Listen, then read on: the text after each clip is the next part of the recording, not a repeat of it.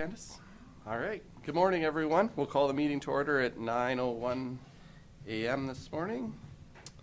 In the true spirit of reconciliation, we acknowledge all those who call this land home now and for thousands of years in the past. May we respect each other and find understanding together and recognize the benefits that this land provides to all of us.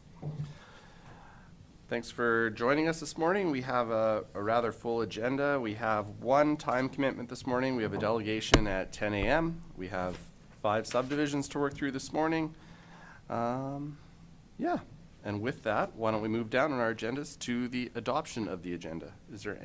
Are there any additions, deletions, any issues with the agenda as it's presented? Go ahead, John. Thank you, Mr. Chair. I'd like to move the adopt the agenda as presented. Thank you, John. John has moved to adopt the agenda as presented. Is there any further discussion? Call the question. Those in favor? Opposed? That's carried. Adoption of the minutes. We have 2 sets of minutes before us. We'll deal with them separately. First off, the County Council meeting minutes of April 18th. Any errors, omissions, any issues arising from the minutes? Go ahead, Eric. Thank you, Mr. Chair. I'd like to move the County Council meeting minutes from April 18, 2024. Thank you, Eric. Eric has moved to adopt the County Council meeting minutes of April 18th, 2024 as presented. Any discussion? Call the question. Those in favor? Opposed? That's carried. And we have the special council meeting minutes of April 25th. Mark. Thank you, Mr. Chair. I'd move the adoption of the special council meeting of April 25th, 2024. Thank you, Mark. Mark has moved for the adoption of the special county council meeting minutes, April 25th, 2024. Any discussion? Call the question. Those in favor? Opposed? That's carried. Thank you very much. We can move down on our subdivision applications. As I said, we have 5 before us today. Start at number 1, subdivision application 2024-0-032. Good morning, Hillary. Good morning, Steve. Wow, Steve, you got a lot of paperwork there. Good morning, Mr. Chair. Morning, Council. They give you a half time for that? It was a heavy month for Steve with the subdivisions for sure. So the first application that we have is for the first parcel out of a quarter section in the Southwest 361022 west of the 4th. For the existing landowner, they wish to subdivide out their existing yard. This particular application is located just to the west of the Shaughnessy area. And with that, I will pass it off to Steve for the planning comments and the recommendation. Good morning, Chair, Council. This first application is first subdivision out of the quarter section. As you can see on the air photo there, it's located in the very southwest corner of the quarter. Basically, the subdivision will encompass a dwelling. There's a smaller, older dwelling on there. It's been mainly used for storage lately, and some trees to the west and north. Not many other improvements. If some of you are familiar with this yard at all, it used to be quite spread out before there was extensive outdoor storage, but it's been cleaned up extensively, and they're just subdividing out kind of the main yard area on this application here. So in looking at the application here, there are 3 confined feeding operations located in the vicinity, largely to the south and the southwest. All 3 of those, they meet and exceed the required Category 1 minimum distance separation. So there's not an issue with that or requiring a waiver or anything. The yard itself has an existing approach from the west side there. And at the size of the parcel that they've applied for, it shall encompass the on-site septic system as well. So as part of this application and the circulation, there was no objections or concerns received on the proposal. ACO Gas did request an easement for existing gas line. The land is an area flagged for in vicinity of historic resources, but the province responded that they won't require the applicant to do anything. They're exempted from that. So on that basis, with this being the first parcel out of the quarter section, the 2.64 acre applied for parcel size complies with your parcel sizes of the bylaw, and with it being existing yard with services in place, I have recommended approval to you. And on the draft resolution there would be the 4 conditions with the taxes paid up to date, the development agreement, the final plan of survey, and then the 4th would be the ATCO gas easement as requested. Thank you, Steve. Excuse me. Open up to council for any questions you might have. John? Thank you, Mr. Chair. This looks like a fairly straightforward subdivision application. Therefore, I'd like to move that the subdivision application 2024-0-032 be approved subject to the conditions as outlined in the draft resolution. Thank you, John. John's moved the recommendation. Is there any further discussion? John's moved that subdivision application 2024-0-032 be approved subject to the conditions as outlined in the draft resolution. There's no further discussion. I'll call a question. Those in favor? Opposed? That's carried. Thanks, John. Moving down, subdivision application number 2 for today. Application number 2024-0-034. Hillary? Thank you, Mr. Chairman. So this next subdivision is in the hamlet of Shaughnessy, and they are asking to reconfigure and enlarge an existing title to allow for better development on it. The current title that they're wishing to add to has an existing garage on it, which is put kind of smack dab in the middle of the parcel, so it kind of limits the opportunity for future development. So the applicant who owns both of the larger title and the smaller title wishes to enlarge that so they can use it as a more developable title within the hamlet of Shaughnessy. They wish to add on to it, increase the size of it by 0.24 acres, so therefore decreasing that larger title by that same amount. So with that, it does meet all the county's subdivision criteria with regards to an enlargement of and reconfiguration of titles. With that, I'll pass it off to Steve for the planning comments and the recommendation. Hey, Mr. Chair, this next application with the subdivision and consolidation, it's technically a realignment, reconfiguration of the 2 adjacent parcels. In the end, there won't be a new standalone title created, just that one existing lot there, the smaller lot 5 with the garage on it. Basically, we're pushing the property line out more to the west there, capture more land to enlarge that parcel. Part of the process in moving that over is that they'll leave a 20-meter wide strip of land on the very west perimeter, which will allow for access now, but a possible more formal future access in the future if that north area, that remnant parcel, that 7.41 acres that's left was ever to be developed in the future. That 20-meter wide would meet the county required road width. So as Hillary mentioned, that existing smaller lot, which is 65 by 162 square feet in size, if you think in the old Imperial like I do, it contains a detached residential garage. There's no dwelling on there, and there hasn't been. Just the way that it's sited in the lot there and kind of in the middle. The intent of the application is by adding that land on the west side, they'll have a suitable area to add a dwelling to the property. So the direct access, as you can see, is currently provided from the south within the Hamlet internal road system there to 3rd Street South. As part of this application, this parcel is located within the 300-meter buffer setback to the Hamlet sewage lagoons, as a large number of these properties up in that area are. However, a couple of things with this application is that it's technically a property line adjustment. We're not creating a new lot, just enlarging the existing one that's there. As well, the county did undertake and prepared a engineered odor and impact assessment for the Hamlet lagoons last year there. So it can deal with variances, the way the province changed the legislation, which can be dealt with at development permit stage. So part of this application as well, there were no objections or concerns received on it. And this area of the hamlet does require historical resource clearance as well. The province did reply on the application that they have no concerns or issues, and they waive that requirement.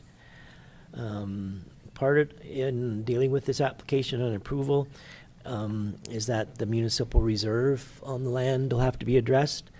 It was previously paid on the smaller lot. There's a deferred reserve caveat on the larger. So with this application, we'll do an adjustment so that they pay on the additional area they're taking here, and then we'll adjust the deferred reserve caveat on the residual to account for that difference and register a new caveat on there so it's the exact amount owing going into the future. So on that municipal reserve, the value came in at that at $20,500 per acre. So they'll have to pay that 10% on the 0.35 acres at that value. So with that, as Hillary mentioned, that it does comply with your bylaw. The resulting lot size exceeds your minimum hamlet residential zone lot for the Hamlet Land Use District, residential district. So with that, have recommended approval to you, and beyond the conditions that reserve is provided on the small portion being included in the lot, and we'll adjust the deferred reserve on the residual, and then the standard conditions of the taxes paid up to date development agreement. There is a water and sewer stub in on the south side there. The third would be that the plan of survey has to be done for the consolidation. So that's all tied together as one title. And then originally there was, when I sent it out, the easement request, because we didn't hear back from everybody, but we've heard back from them now, and nobody needs or requested an easement on it. But Thank you, Steve. Any questions, comments from council? Mark, go ahead. Thank you, Mr. Chair. I'd like to move that the subdivision application number 2024-0-034 be approved, subject to the conditions as outlined in the draft resolution. Thank you, Mark. Mark has moved the recommendation that subdivision application 2024-0-034 be approved, subject to the conditions as outlined in the draft resolution. Is there any further discussion? Call the question. Those in favor? Those opposed? That's carried. Thanks, Steve. Thank you, Hillary. Moving down, item 3 in our subdivisions, subdivision application 2024-0-041. Hillary? Thank you, Mr. Chairman. So this next application is has a couple more components to it. They want to do a reconfiguration of the titles to remove the agricultural land from the coulee land and consolidate the coulee lands and kind of the, I guess, remaining grassland together. So with that, I'm sure Steve has a number of photos that we can do so we can reference this one a little bit more appropriately. It does meet the county's subdivision criteria, but with that, I will let Steve go through the components of this particular application and their recommendation. yeah, Mr. Chair, this application maybe looks a bit more convoluted, but really what they're doing is they're doing two things at once on the one application, rather than do the one component and come back 2 months, 6 months later, and do the separate component separately. So they're just all, both components are being dealt with on the one application that was submitted at the same time. We'll try to maybe look at it as the two things independent here first. So really what they've applied to do with the one application is to subdivide an existing acreage in the southeast quarter section and then realign the boundaries between the southeast and the east half of the northeast based on existing use and removing some non-arable portion of the land from the cultivated agricultural portion. So that first component involves creating a 4.03 acre acreage title for a yard for an older dwelling and tree shelter belt area out of the southeast quarter section. There are no other improvements on the property, and the parcel will be to capture the on-site septic system, which is situated just to the east of the dwelling. This proposed parcel has direct access to the adjacent East Government Road Allowance. The 4.03 acre size does comply with the bylaw requirements, exceeds the 2 acre minimum. The application's second component involves taking some of the non-arable land and doing a title reconfiguration by amalgamating the coulee draw grassland from the southeast, which is a full quarter section of 7821 west of 4, to similar land on the north side, and keep all the cultivated agricultural land from the southeast 7821 similar to the land on the north. And that will result in all the cultivated agricultural land on the one title at 134.38 acres, which exceeds your minimum agricultural parcel size. I guess the applicant has 2 reasons for doing this. One is that I think his potential sale pending on the agricultural cultivated land component, and then part of that involves is that they have a water source that's in that little coulee draw area that's connected down to the river, that they have a water license for, that they have to keep, and if they sell the entire quarter section, then they would lose that because it would go with the agricultural land. So part of that involves separating that out.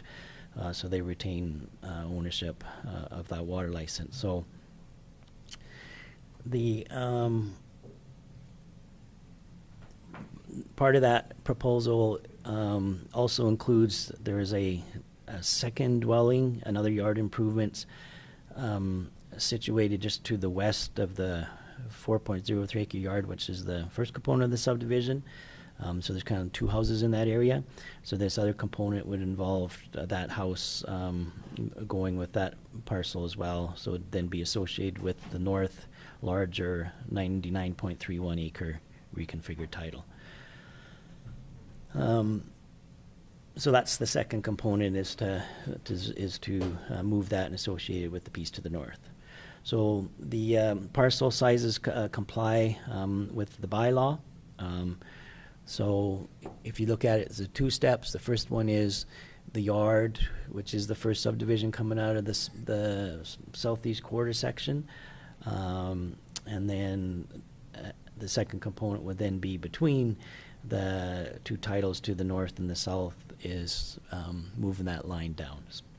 So I tried to do a couple of graphics there with the picture to hopefully explain what I was just talking about with the 2 things there.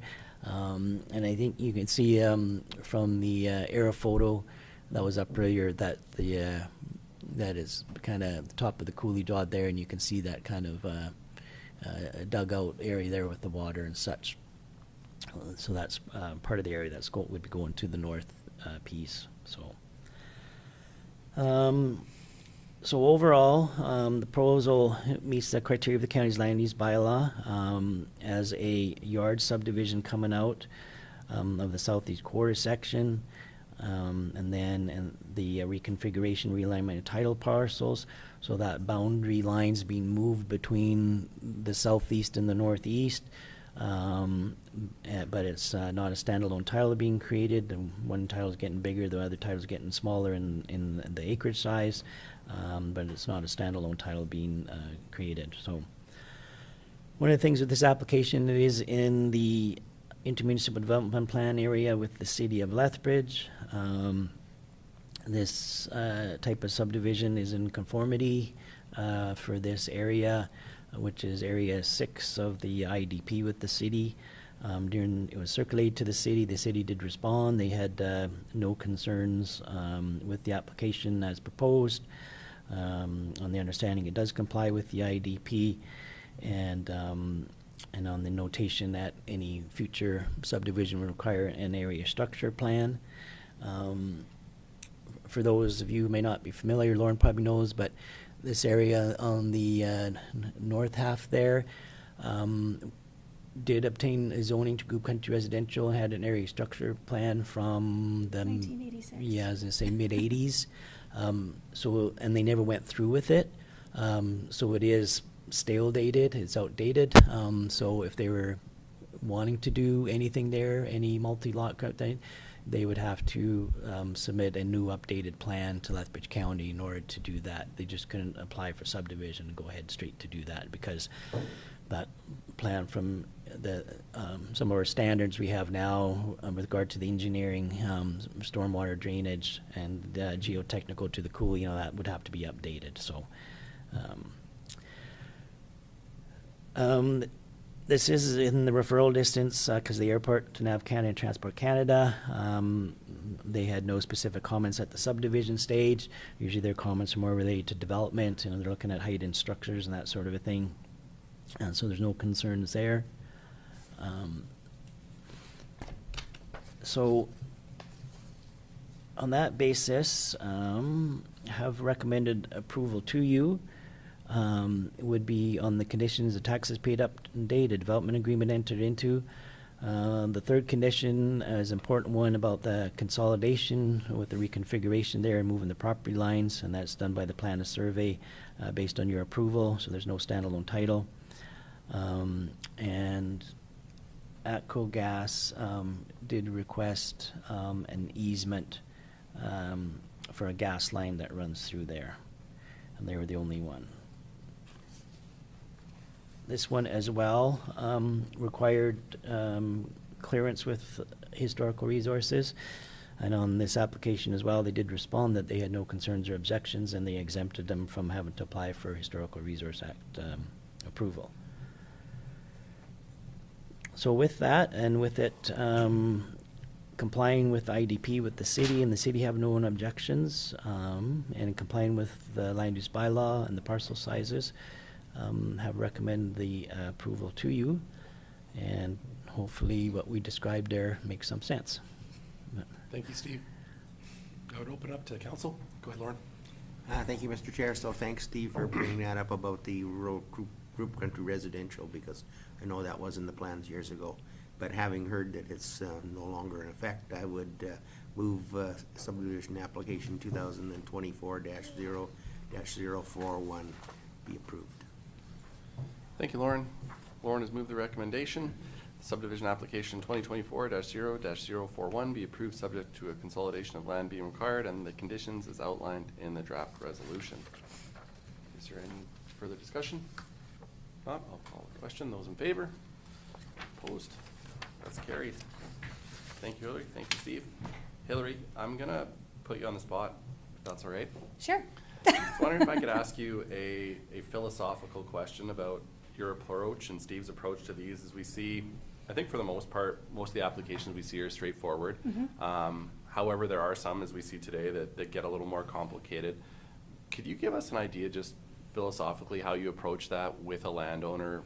And I guess my question is, like, is it that the landowner comes forward and has an idea of what they want to do, and then we try to make that work? Or is it that here's the box and here's how we work in it? I guess just for the two of you, how do we approach these more complicated ones?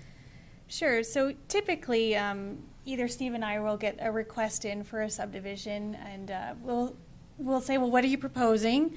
They come in and say, well, this is what we're thinking. And then we'll go through and say, well, these are the policies and the regulations that County Council has approved in the subdivision criteria that are in the land use bylaw.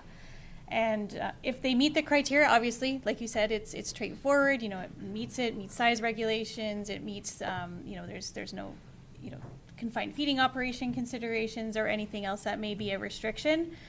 If there is something that, say, they have a parcel size that doesn't meet our criteria, or if, you know, say it's within a confined feeding operation, we do say, well, these are the policies. This is how Steve and I will recommend something moving forward. We will tell them that up front and say, you have the opportunity to amend your application to either comply with those subdivision criteria. And so they have that opportunity, but if they say, well, no, this is really what I want, and I want to, you know, have this application presented as is. And so then we take that. Anybody can apply for anything really in the county, and we present it as is. But we do try and we do advise as to where it sits with regards to policy, so that they're not unaware. Say if we said, oh sure, we'll just present that to you, and not tell them that background, and then they get, say, a refusal. They might come back and say, oh well, had I known, I would have changed something. So we try to be very. We try to work with an applicant on how it meets the county's, like, the intent of the subdivision criteria, and then, but at the end of the day, they can just choose what they want to submit, and what we will present, and then we'll tell council with regards to how it meets or does not meet the county's subdivision criteria and the bylaw. I don't. Steve might have a couple of other notes there, but I think that kind of summarizes it. Yeah, just a little bit further to that. Sometimes, because we've always tried to have the discussion with the applicant, especially if something doesn't comply, and just look at sometimes what the intent of what they're doing and what it is, and in some cases it's by looking at their application, what they're trying to do. Sometimes it's just a education part. Sometimes you know, they're trying to get access in a certain way or something, and you sometimes suggest, well, maybe if you looked at it this way, would it work for you, because this would, you know, maybe better align with the county's policies a little bit, and you'd get access this way. And then sometimes they're like, oh, I didn't think of that, you know, maybe that would work, type of thing. So we usually try to work through with them on certain types of things, if it's, you know, because they do have to have access to the parcel and that sort of thing. And sometimes just the way it is, maybe along the coulees or something, it will create a larger parcel. It doesn't need a waiver still or something like that thing. But we usually try to walk the applicants through that.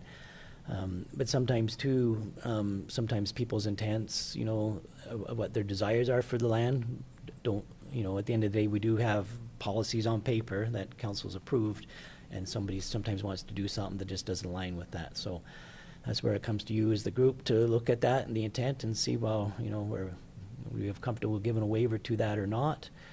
Does it make sense, you know, to us that you would do that type of thing?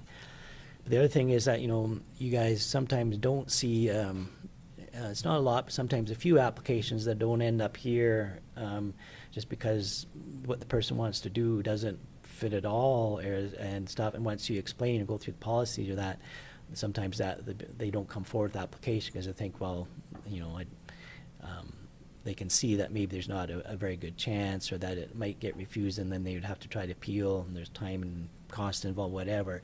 But so there's always sometimes a few applications that end up not coming in front of you because they decide to either withdraw or don't go ahead, just because after walking them through and explaining policies and going through options, and they don't see any other things, sometimes the application just doesn't come forward. But we always try to have that I guess you say education, that kind of talk to them, explain what the policies are and why they're there and that sort of a thing. And sometimes they don't align. Yeah, well, that's fair. Awesome. I appreciate that. Thank you for humoring me and kind of walking through that, because I think it's important that, you know, we're not in the business of saying no. You know, we're in the business of, you know, like you said, there's precedent, there's policy, there's stuff on paper that we need to work towards, or you know, keep within those guidelines. But I appreciate your approach and you know, the willingness to have the discussions and try and find solutions. So I just wanted to thank you.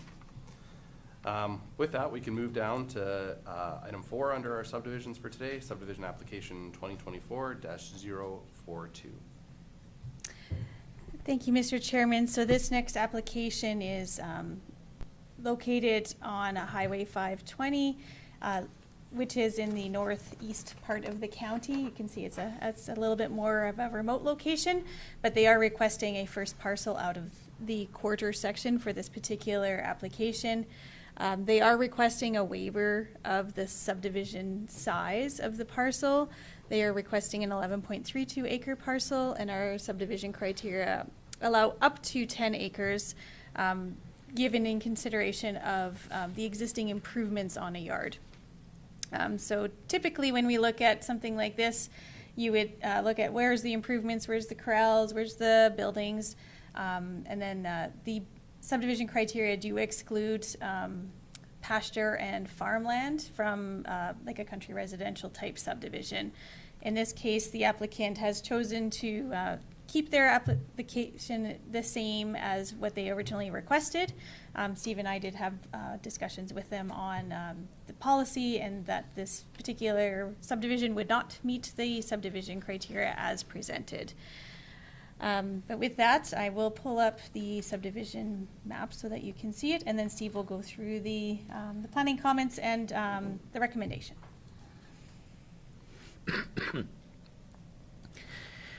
As Mr. Chair, so as explained, this is probably one of those situations, just as discussed, as an application that doesn't, as applied for, conform with the county's policies, largely just on the parcel size, but this parcel, as explained, is just on the north side of Highway 520 there in the boundary with the MD Willow Creek.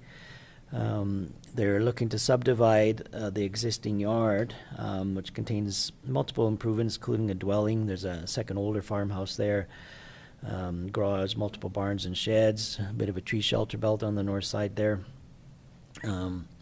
As part of the proposal, as you can see, they also want to extend out to the east there, capture some pasture area and include that into the acreage being subdivided as well.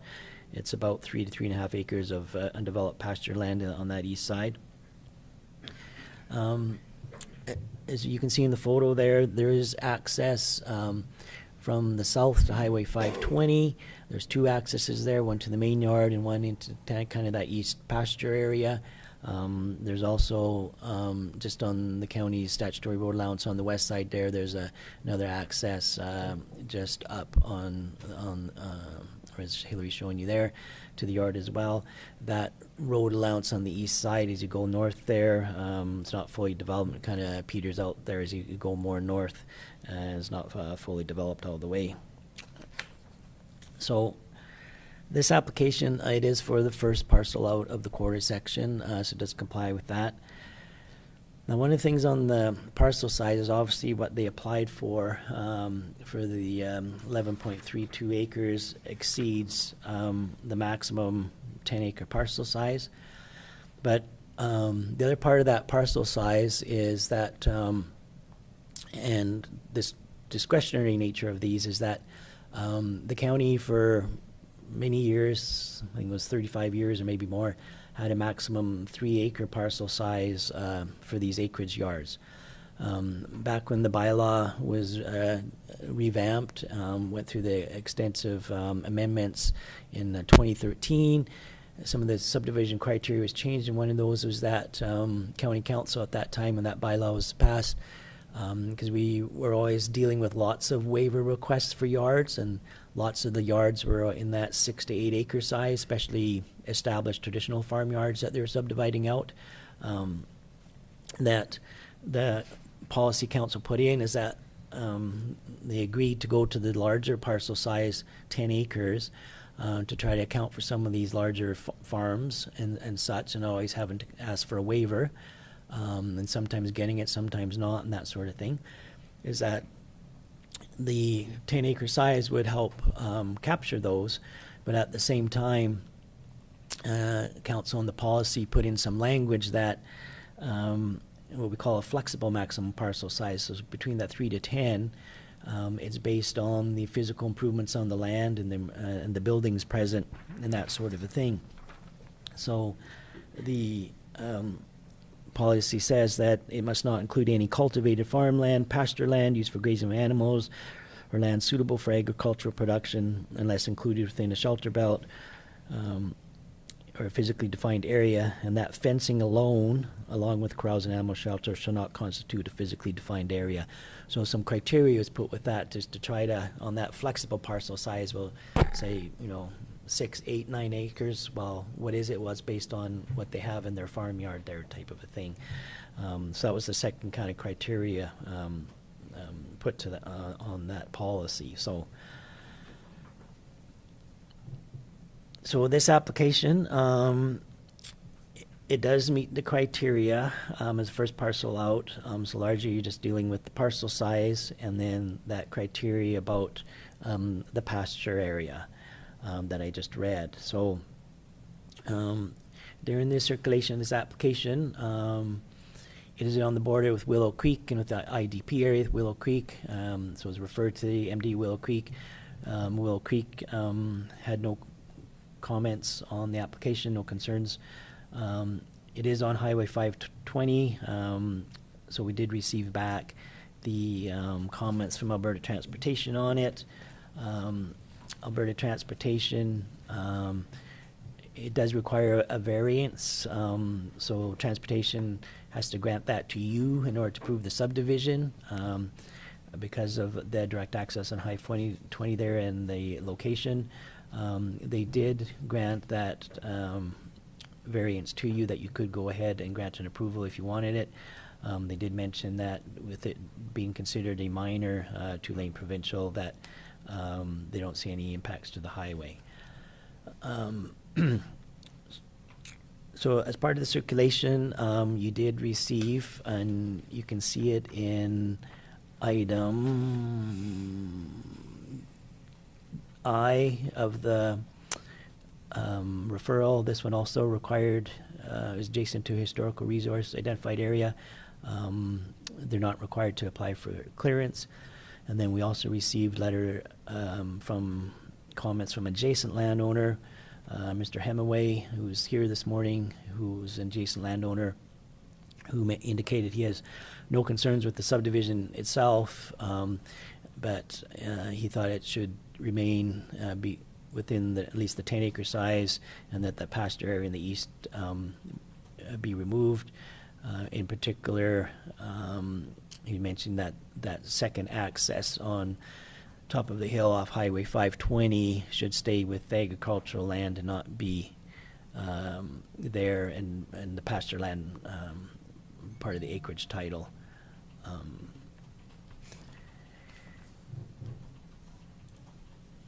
So with that, if, on the resolution on this, I have recommended to approve as a subdivision is the first parcel out.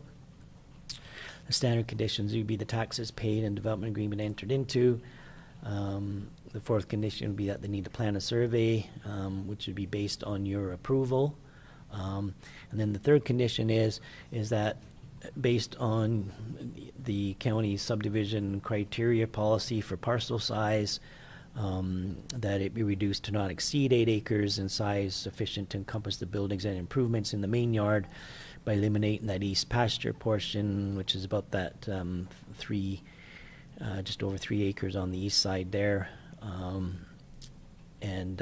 that second east access remains to Highway 520 with the agricultural parcel. So in your decision here, you'll have to determine if that's the route you want to take and that condition stays, or you'd have to, or you'd have to grant a waiver, either as applied for, or limit it to the 10 acres is the other option too, in between kind of thing. But if you are going to do a reduction, I did provide a photo at the back there, just to, I think I did on this one, did I Yeah, not? you did. Just to kind of show if that, there's kind of a logical area there too, where the fencing is to cut it back. So that comes in at about 7.8, 7.9 acres. So that would be the roughly 8 acres, whatever.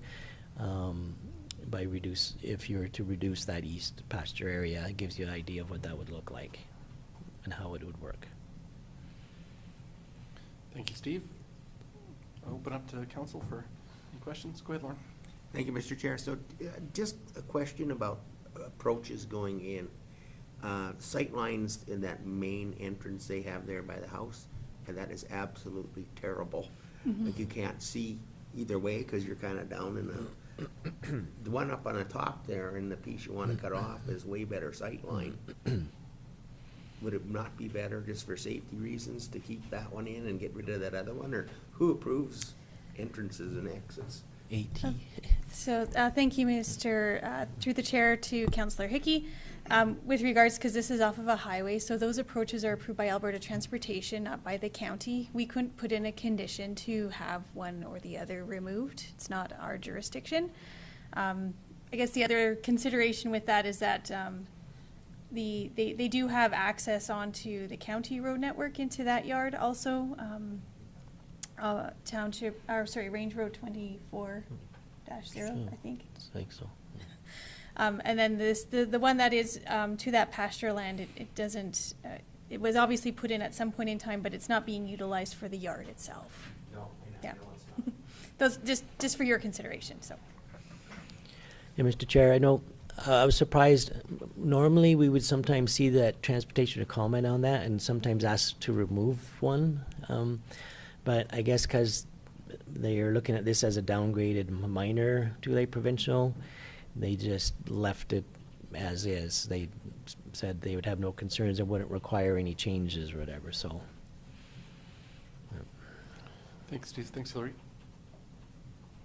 Yes, sir? I'm Earl Hemaway, and I'm the neighbor to this subdivision. First, I'd like to say, I'd be remiss if I didn't say hello from the neighboring of Willow Creek, the Reed, Sandburg, and the council. But I'm here today as a farmer next to this. Those approaches, we went through this with transportation 2 years ago, and we saved every one of those approaches. Marguerite wanted them saved. The one that goes in by that second house down at the bottom on the trees there has history going into that house. It was the only way into that house at that time. And most of the time now people go in on the intersection. So there isn't a lot of traffic going in that. I do agree with you, Lauren, that that is a terrible, terrible thing. When they built the road, they were supposed to raise that road up another 6 feet. But Gordon and Marguerite at the time said, no, we're not gonna have people looking into our living room window when they go by, so the road went down. And that's a number of years ago. So, and I agree with what Steve has proposed here for that acreage to be on the top there and then line with that building, square it up. It's 100%, that's within your 10 acres, that approach on the top and could be used, because all those fences will probably come out there in the future. This land is all up for estate, and what is happening is they're trying to get the most money out of everything that they can for the estate of Marguerite to be settled. The rest of the land and everything will probably go up for bids this coming fall. Thank you, Mr. Chair. Thank you, sir. Any other questions, comments from council? Go ahead, John. Thank you, Mr. Chair. This is just a question to administration in terms of, I wonder if you could recap the policy about the yard size and the requirement of it. It's a maximum of 10 acres, but the policy states basically the yard site. Yes, that's correct. Councillor Kurbis, through the chair. The policy is that it's a maximum of 10 acres, but that is subject to it not including any pasture or cultivated land. So that's specifically out of our subdivision criteria to allow council the discretion to see what is being proposed.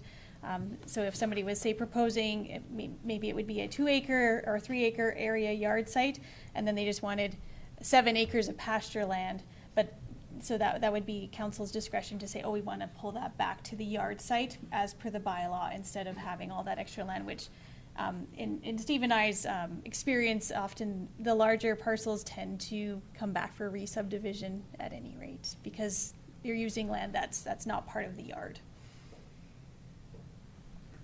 Thanks, Hillary.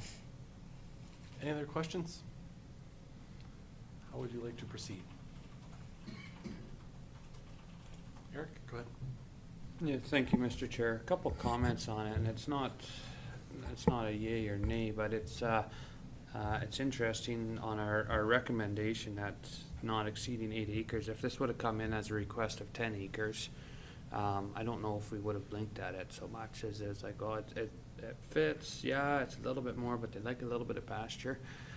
I think in the past we consider them as well, yeah, it's 10 acres, okay, it fits, let's consider it.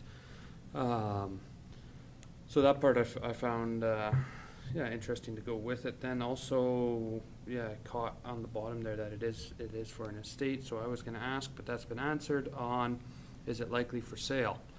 or that it will likely come for sale, and that part also, I think, plays into the determination. It's not like we're gonna be affecting a person's, quality of life or ability to have horses there. Let's say they had existing, counted on this land as part of their horse land or pasture land.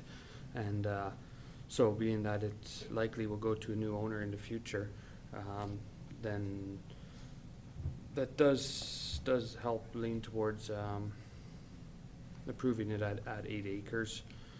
The access to the quarter section, that part, I think we got that answered, who's responsible for it. And, yeah, there is the undeveloped road to go around if needed. So, all in all, it's not ideal, but I think I'd like to, or I will move the recommendation of subdivision application 2024-0-042 be approved, subject to a reduction in parcel size as stipulated in condition number 3, and the further conditions as outlined in the draft resolution. Thank you, Eric. Is there any further discussion? Eric's moved the recommendation subdivision application 2024-0-042 be approved subject to a reduction in parcel size as stipulated in condition number 3 and the further conditions as outlined in the draft resolution. There's no further discussion. Call the question. Those in favor? Those opposed? That's carried. Thank you, Hillary. Thank you, Steve. Thank And we you. have one more subdivision for today. Moving down. Number 5, subdivision application 2024-0-044. Hillary, whenever you're ready. Thank you, Mr. Chairman. So this next subdivision application, somewhat similar to the last one that you just deliberated on. This application is to create a 14-acre title from an agricultural area of 136 acres. And this parcel they are requesting a parcel size waiver similar to the last one, and it also exceeds the improvements of the existing yard as noted on the air photo here. The existing, Steve will go through most of the comments, but the existing yard is approximately about 6 acres in size, and the pasture land that's adjacent to it to the south is approximately 8 acres in size. With that, I will pass it off to Steve just to go through the planning comments and our recommendation from administration. Yeah, Mr. Chair. So this next application for you is kind of a similar situation as the last application you looked at in regards to a larger parcel size and including some pasture land. So just to give a little background context, this parcel is located just about 1.5 miles southwest of Coaldale, half a mile south of 512. It's just kind of southeast of the Vista Meadows subdivision. The quarter section contains a 6-lot subdivision on the south and west perimeter there next to the road. Those lots were zoned to Goop Country Residential prior to them being subdivided. The remainder of the quarter section here and the applicant's title is zoned as rural agriculture. So we're looking at the rural agricultural subdivision policies for the application that's in front of you. The applicant has applied to subdivide the 14.19 acres. It includes in the northwest corner there, a yard with a dwelling, with a garage. There's a large barn, shop-type building, animal shelter, and a dugout on the property. Just to the south of that, the proposal includes a fenced pasture area, which is approximately 8 acres in size. The main yard, as you can see, it has access to the West Road Allowance. The remnant agricultural land on the east side has largely, and it kind of takes its access at the very north end, and it's hard to see with the line over top there for the quarter section, but they come across the north side of the trees and could get in there.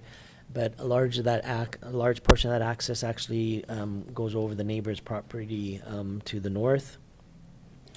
So part of this application, as applied for, and if we were to approve it that way, is to include a space to allow for access south of the proposed yard and pasture area. In between that and the group country lots where they start to the south, a 10-meter wide strip of land to allow legal and physical access to the remnant title on the east side there, since that if the parcel as proposed was to be extended that text and touch the group country on the south there, the quarter section technically wouldn't have legal access. It'd be totally isolated and cut off. So that's part of their proposal in order to allow legal access, which would then connect and touch to the West County road allowance there. So, and just looking at some of the particulars of the application itself, there are no abandoned gas wells or confined feeding operations in the area where there's any MDS issues or anything like that. This one, there's no provincial historical resources in the area, anything like that. So the consideration for council here is the subdivision authority is similar to the last application, is that looking at the merit of the 14.1 acre parcel size, because obviously it exceeds the two components again, the 10 acre maximum, but it also includes the 8 acres of fenced pasture area. The policies, as I outlined earlier, stipulate that to be above the 3 acres, that 3 to 10 acres is based on that it must not include any pasture land used for grazing of animals or land suitable for agricultural production, and that fencing alone shall not constitute a physically defined area. So that's what you have to take into consideration on the waiver. The pasture area also falls under the irrigation pivot, extends into that area and is part of the irrigable units of land under the SMRAD there for the quarter section. The SMRAD did respond to the circulation and indicated that the application as proposed cannot be accommodated regarding the irrigable acres. In a sense, there'll be either too much or too little because of the parcel size. And the SMRAD comments are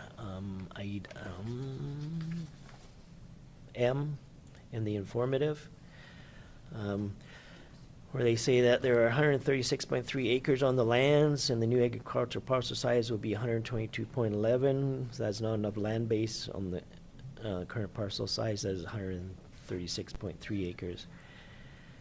And then if 122 acres are left on the agricultural land, then 14.3 acres will need to be on the new parcel that is being subdivided. However, there's insufficient land base for that. So the irrigation acres is something that they have to deal with, the SMRAD. You don't manage the irrigation acres, and the applicant was advised that that was the comments that came back from SMRAD, and they'll have to arrange something with them on that. But as part of this circulation of this as well, you did receive 2 comments from adjacent landowners, items J and K in the informative there.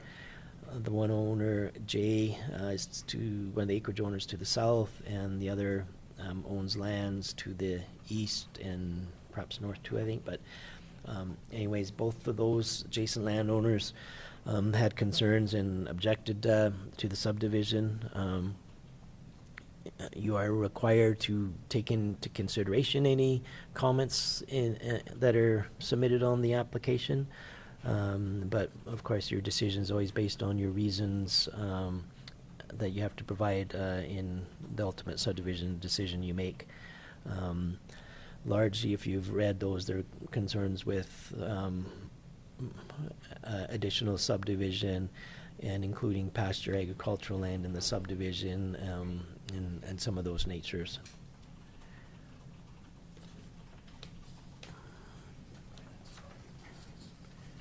So, on this application, if approving at any side, there would be the applicability of the municipal reserve. I didn't have a value when they sent out to your agenda. We received that back recently. So the municipal reserve came in at $15,000 per acre. So if you were to approve a subdivision as applied for, or reduce size, any size, that 15,000 acre would be applicable on the approved parcel size. And then the only utility company that requested anything was that TELUS asked for easement to be established if you're granting an approval. So this application,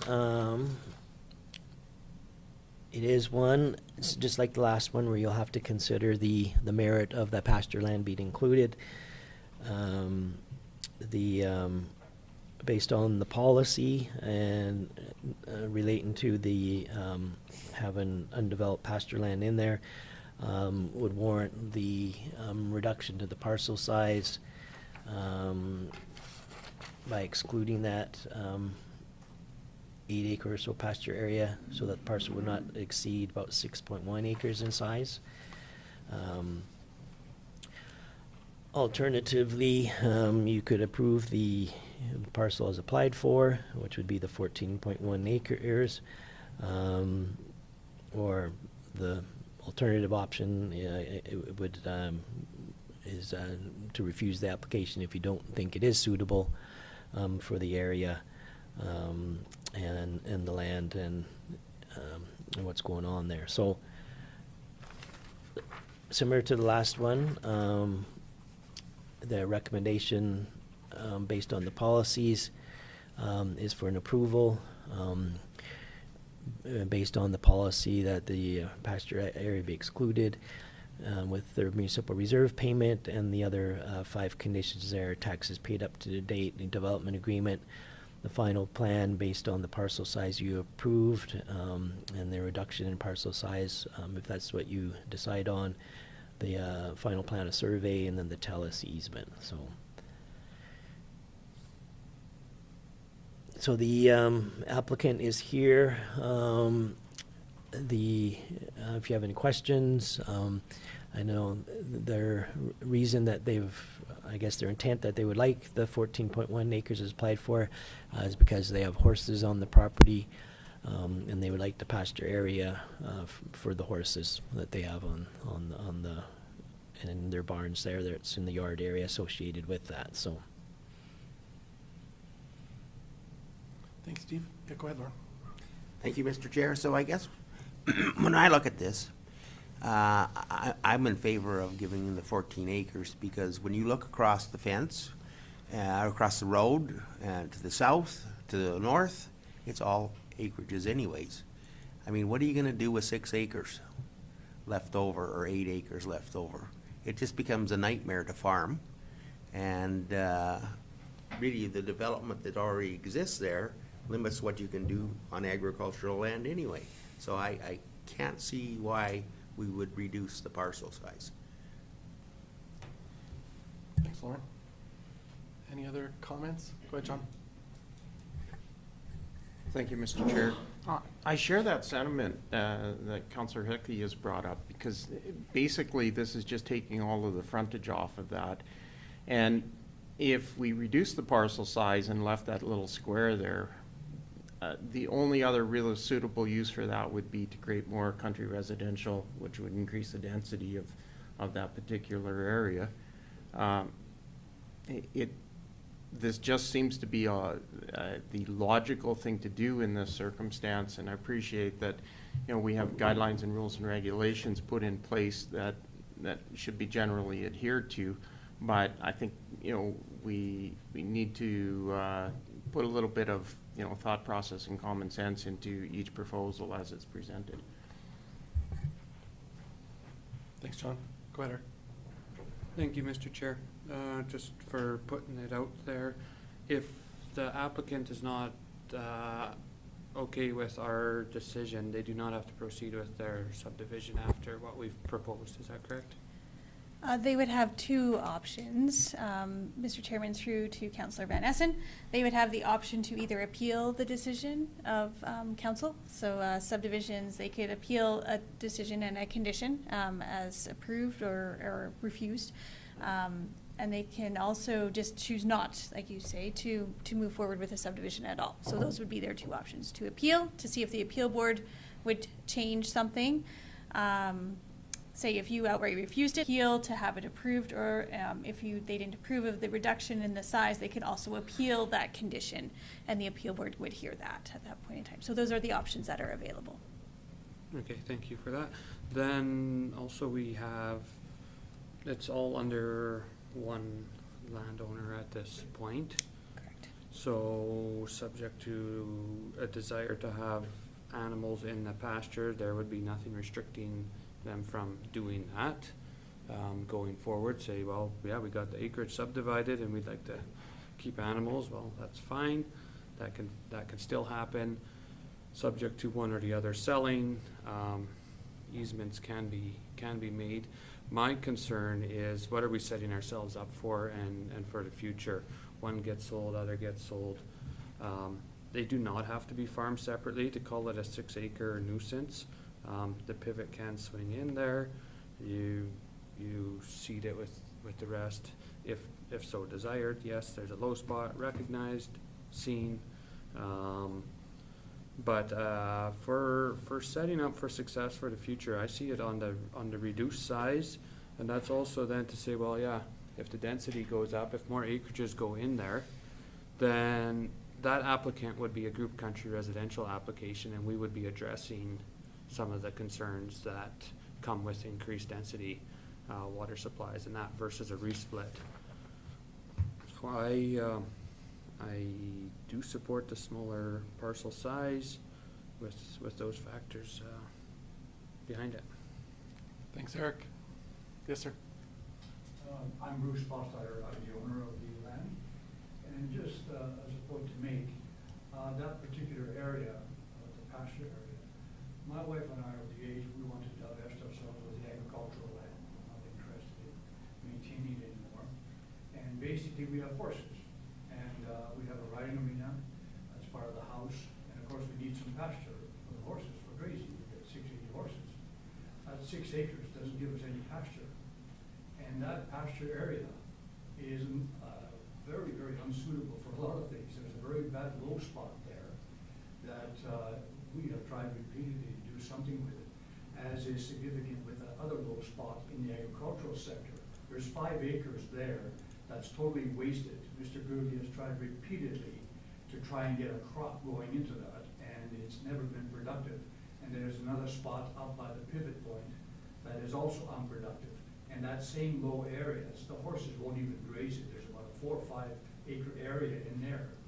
That's really not suitable for anything except for pasture grazing. I don't think it would be suitable for agricultural part of it because it won't grow.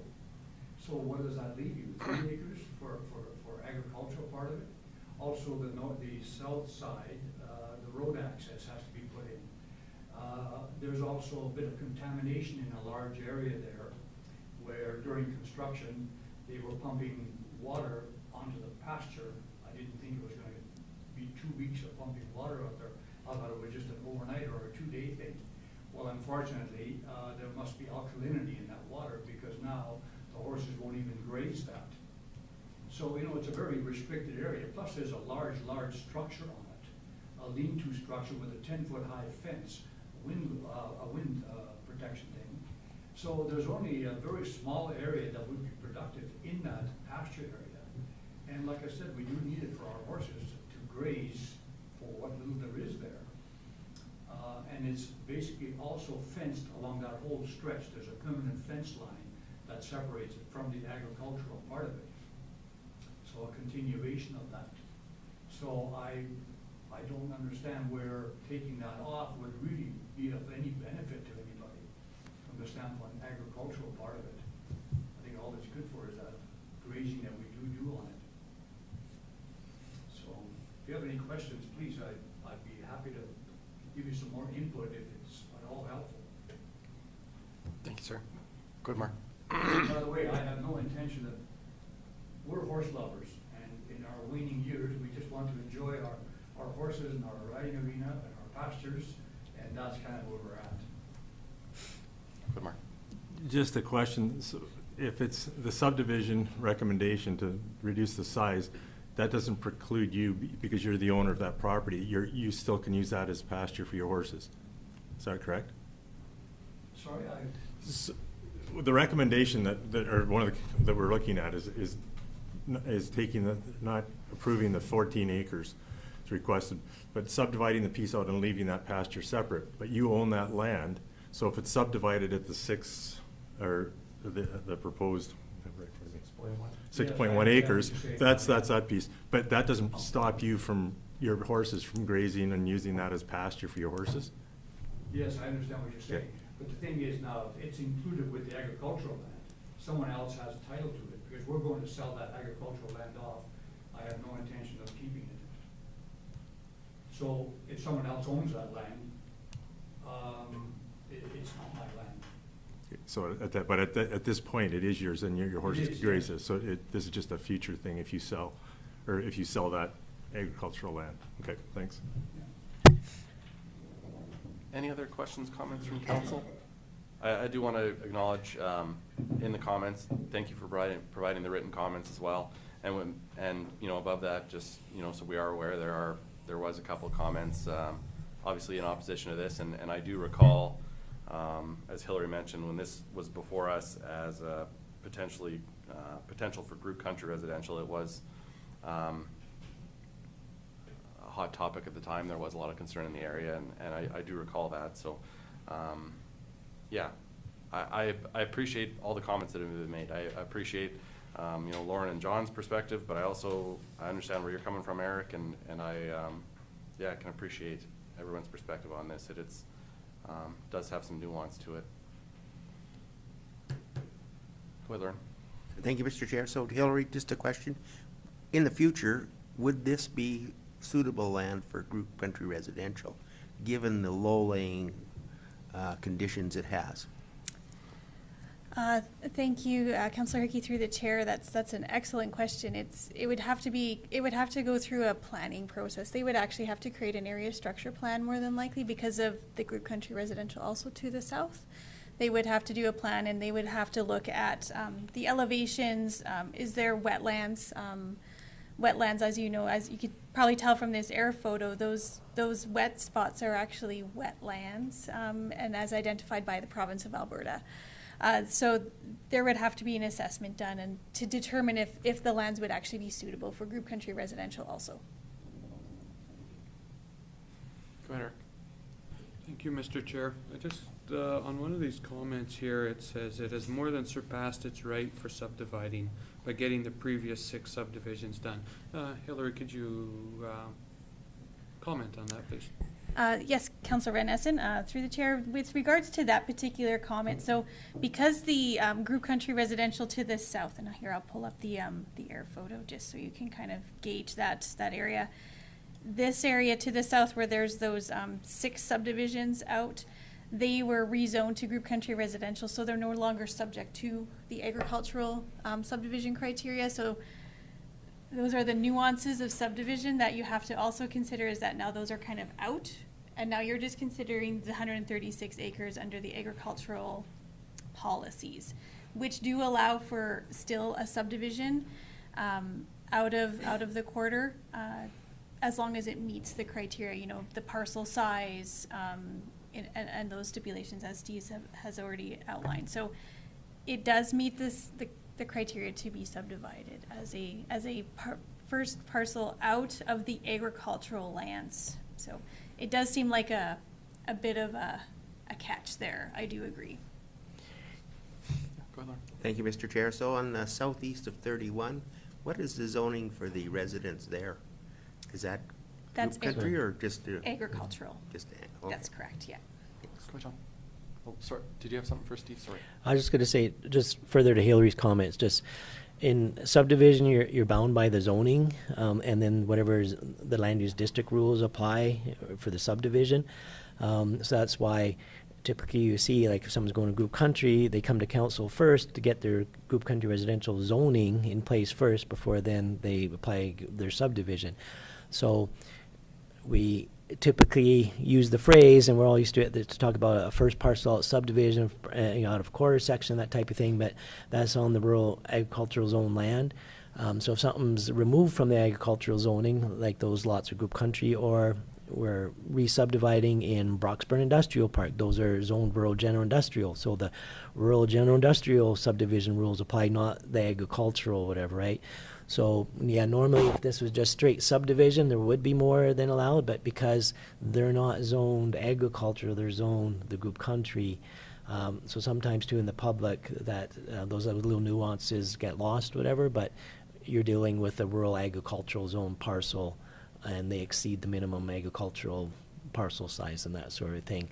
The group country has its own zoning and it's removed from the picture. Sorry, go ahead, John. Thank you, Mr. Chair.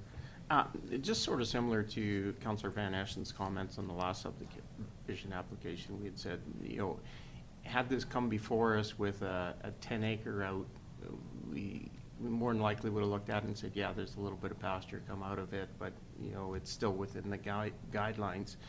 And in that regard, do we have an idea of if the 10 acres were taken out, where the property lines would be?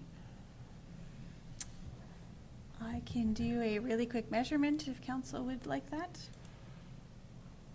It'd probably be half of that because that's about 8. Yeah.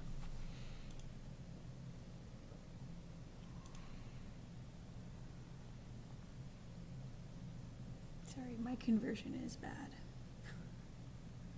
39,000 square meters.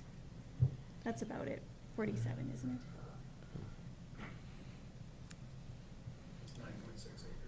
See, I was so close. But the pasture is roughly 8 acres, so if you're to take roughly half that, it would be 4, and plus the 6, you get your 10 or whatever, so roughly half the pasture area. Yeah, so kind of that area that I've outlined there, about. So it would take it so that you would have then, obviously that 4 acres would stay with the agricultural land, and the 4 acres would be pasture. Taking out, it would look like a large majority of that low spot, putting it back to the agricultural land. I do want to be sensitive of our time. We did have a 10 o'clock delegation. Having said that, I do think this is, I think it's good to have this discussion, and the landowner is here, so want to respect that as well. Again, I've heard kind of, maybe to waive, not to waive, differing opinions. So I would need a motion from someone, how they would like to proceed with that. I guess one comment I would have is when cases like this, I do always find it a little rich in the comments when we have people that, have the privilege of having group country residential opposing other peoples who want to enjoy group country residential, and having people who are agricultural producers, talking about the blight that is group country residential when they themselves have group country residential or have an acreage or acreages for that matter. So just acknowledging there's a lot of moving parts here, and I appreciate the approach. I appreciate that we're blessed with being, in this area in particular, you're between Coldell, you're between Lethbridge, you have a group country residential across the road, you have group country residential adjacent, but you also have farming, and we have to try and find a way to coexist. So again, lots of nuance here, so appreciate the conversation.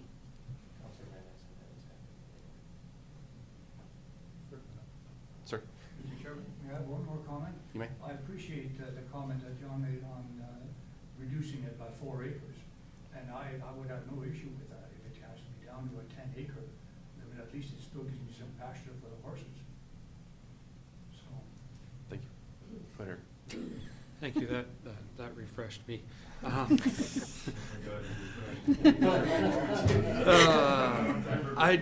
I'd completely oppose 10, then I'd support 14 first, because then we do honestly have a little chunk in the middle. That's out. 10 is out. It's 14 or 6. That I will say on that. I was asking the question to see where the boundaries Go ahead, Lauren. Sure, I will move subdivision application, wait a minute, I better get the right number, 2024-0-044 for the 14.19 acres. So just taking out condition 3, Yes. essentially. Okay. With Thank you. removal of condition 3. So then it would just be, you would cut right to be approved subject to the conditions and reasons as outlined in the draft resolution, or how would you word that? Correct. You could just say as per the conditions 1, 2, 4, and 5, removing condition 3. So, small point of order, would we need to put in there that there's a size waiver? We usually put that in the informative, saying that you did Yeah. that, but it's not. You don't need a It's not a condition. condition, you just, it's an action you do, then it's. Candace, do you have something there? Yeah? That Thank- captures the intent that Lauren has? Okay. Are we all on the same page as what Lauren has proposed? Go ahead, Klaus. Well, I haven't said anything yet, so I just want to put in my 2 bits. I agree with what Lauren brought forward here, because for me, it doesn't make any sense to split this up again. Because I think this is you make an exception for this 14 acres, because I think it's just ridiculous if you're going to make another little piece there with that you're going to make 10 acres out of it, and and you're going to have that 4 acres sitting there that nobody can do anything with. Thanks, Klaus. Okay, so Lauren has made the motion. Go ahead, yeah. Final comment on Yeah. this. Thank you. Hillary, Yes. can you pull up the map again? And maybe I'm completely off sides on this, but if the east boundary was shrunk in 100 feet, 100-ish feet, would we be at 10 acres? You mean, taking it in from the agricultural land? Yeah. I can do a quick measurement. Oops. Drop a little corral Go ahead, from there, Cole. though. Thank you, Mr. Chairman. I agree from a alignment to our bylaws and our policies, Just over. those exist. I would just point out that those exist for us to capture the intent and protect those adjacent land uses and everything else. And so if we are, my only comment for us from a development standpoint, if we're just trying to shoehorn this into the 10 acres, but philosophically the use remains the same, I think we're splitting hairs on a few acres.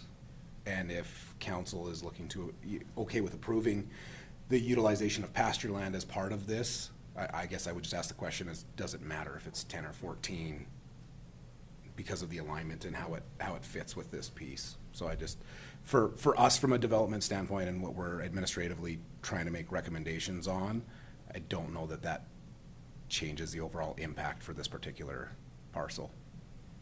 Thank you. Go ahead, Steve. And just to quickly add that too, but even there, in a sense, you're still technically given a waiver, because you're given a waiver of the policy that says anything above the 3 to 10 is not to include the pasture area. So even if you're saying in the 10, you still have that language in the criteria. So you're, in a sense, you're waiving that, saying that not the pasture, because if you're including the pasture area, then you're waiving that part of the policy, saying, well, we're going to allow the pasture. So yeah, whether it's 10 or 14 or even 8 acres, doesn't matter. Anything that includes the pasture area, in a sense, is a waiver, so. Okay, Lauren has made the motion. I think we're all on the same page as to what the motion is. We've had great discussion. Is there any further discussion? If not, I'll call the question. Those in favor? Those opposed? That is carried. Thank you, Hillary. Thank you, Steve. Thank you very much, council.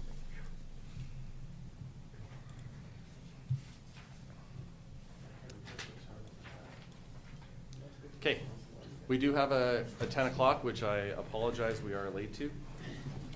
So why don't we'll go right to that then. We have a 10 o'clock delegation regarding fire services invoice. Thank you.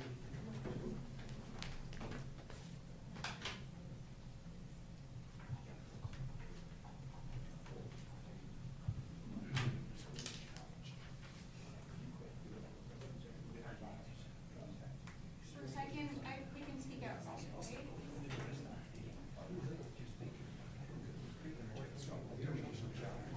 Hmm? Oh, Jen's? Jen's got it covered, yeah. All right. Ma'am, please come forward. Am I supposed to stand, sit? Sit down, yeah. Yeah. So, If you introduce yourself. okay, I'm Linda Ozmond. I'm here in connection to a fire that we had just before Christmas. My husband spoke with someone on the phone to try to deal with that situation, and there hasn't been a lot of empathy or compassion for our circumstances, and I'm here to petition that something more could be done. So we lost all of our barns, we lost all of our sheep, all of my chickens, we lost 5 head of cattle, 4 of which belonged to a friend, which have to be replaced. The sheep were gonna be a livelihood to be sold now so that we had money to live on. We're just an 80-acre piece. The shop had to be repaired. Water had to be restored. Gas had to be restored, electrical. So anything we had to live on had to be utilized. And our children helped with the shop. And so even on a regular basis, I live on $2,000 a month. What the county has wanted us to be able to do is to pay $1,000 a month, and then at the end of the year, it would be applied to our taxes. It's impossible. I've heard of people that pay $20 a month on a fire bill, or that the fire bill was reduced. I don't know how to live on $1,000 a month. And so I'm asking that you will please, I'm sorry, that you will please consider other options for us. To have that applied to our tax bill at the end of the year is gonna be interest. I don't know how to do that. And that's all I have to put forward. The bill is over $14,000. So I'm hoping that something more can be done.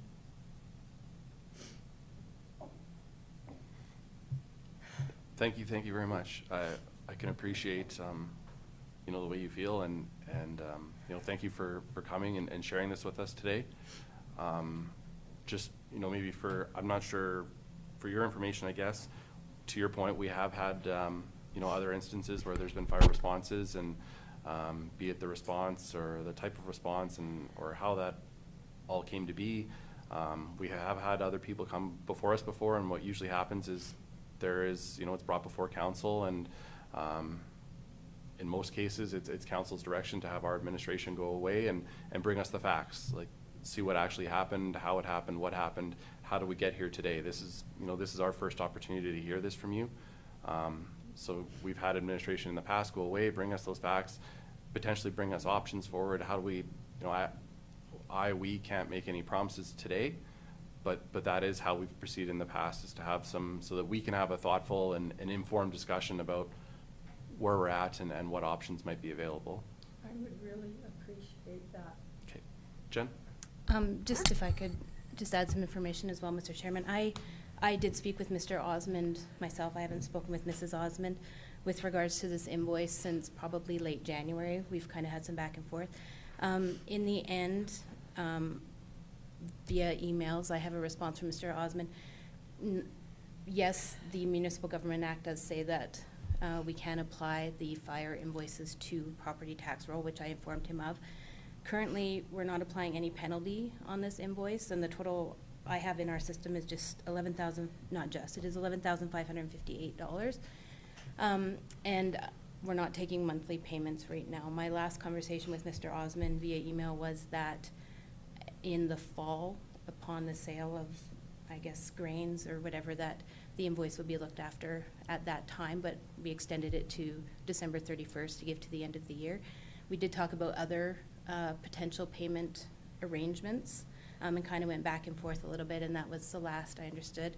I did mention to Mr. Ozmond in our conversations that obviously they do have the right to come forward and present to council and state their case, and council would make a decision at that time. So that was the last conversation that I had with Mr. Ozmond.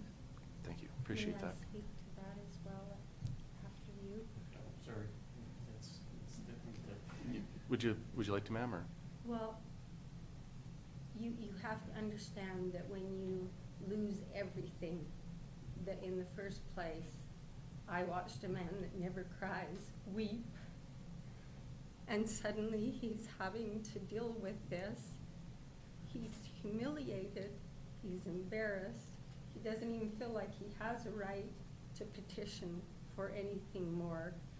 And he's hopeful. He's hopeful that things will work out for fall, that he'll have seed money, that he'll be able to put in a crop. But that's a very big bill, and I'm sorry, I understood that it was 14,000. Obviously, I'm wrong. And he's ashamed that he didn't have insurance, but everything comes down to money, what he felt that he could afford to do. And, understanding what we do now, we should have tried to figure that out somehow, because you don't figure out the cost of wiring and the cost of the fire bill and the cost. You just think, well, the barns are old. You're just looking at that. So that wasn't very wise on our part, but he didn't feel like with the conversation, he didn't feel like he could petition or do much better. He just said there wasn't a lot of room to move on. So that's why I'm here today. He's babysitting, and I'm here. Thank you. Go ahead, John. Thank you, Mr. Chair. You actually answered my question, but because I was going to ask whether or not you had insurance on this, and obviously you did not, and we appreciate the fact that you did come before us and talk to us about that, and that's partially why we ask administration to come back and gather up the information. We've heard your situation and your concerns on that. And then, like Reeve Campbell has said, the normal protocol is for administration to come back and gather some information and give us a good, solid report so that we can have a fulsome discussion about, what's available and what options we can look at for you. I would really appreciate it. Thank you. Go ahead, Lauren. Thank you, Mr. Chair. So do you need a motion? Please. I'll make a motion to have administration bring back the information regarding the fire response and possible options moving forward. Thank you, Lauren. Any discussion on that? Call the question. Those in favor? Opposed? That's carried. So we will do that, ma'am. Thank you very much. Thank you. And I wanted to say, sitting in here and listening to your discussion for this other gentleman, I appreciated the outcome on that for him. I felt like it was informative and sensitive as well, so thank you. Thank you. Okay, with that, that takes us to about 10:30. Why don't we take a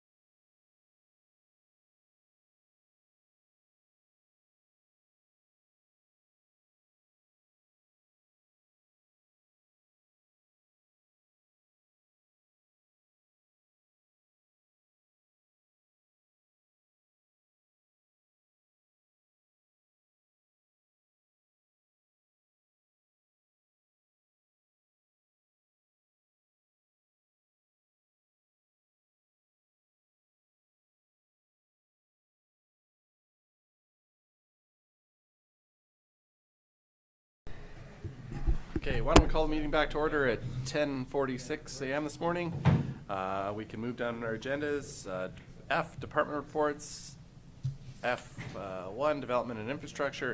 F1.1, bylaw 23-019, road closure, sale, and consolidation, second and third reading. Yes, Candace.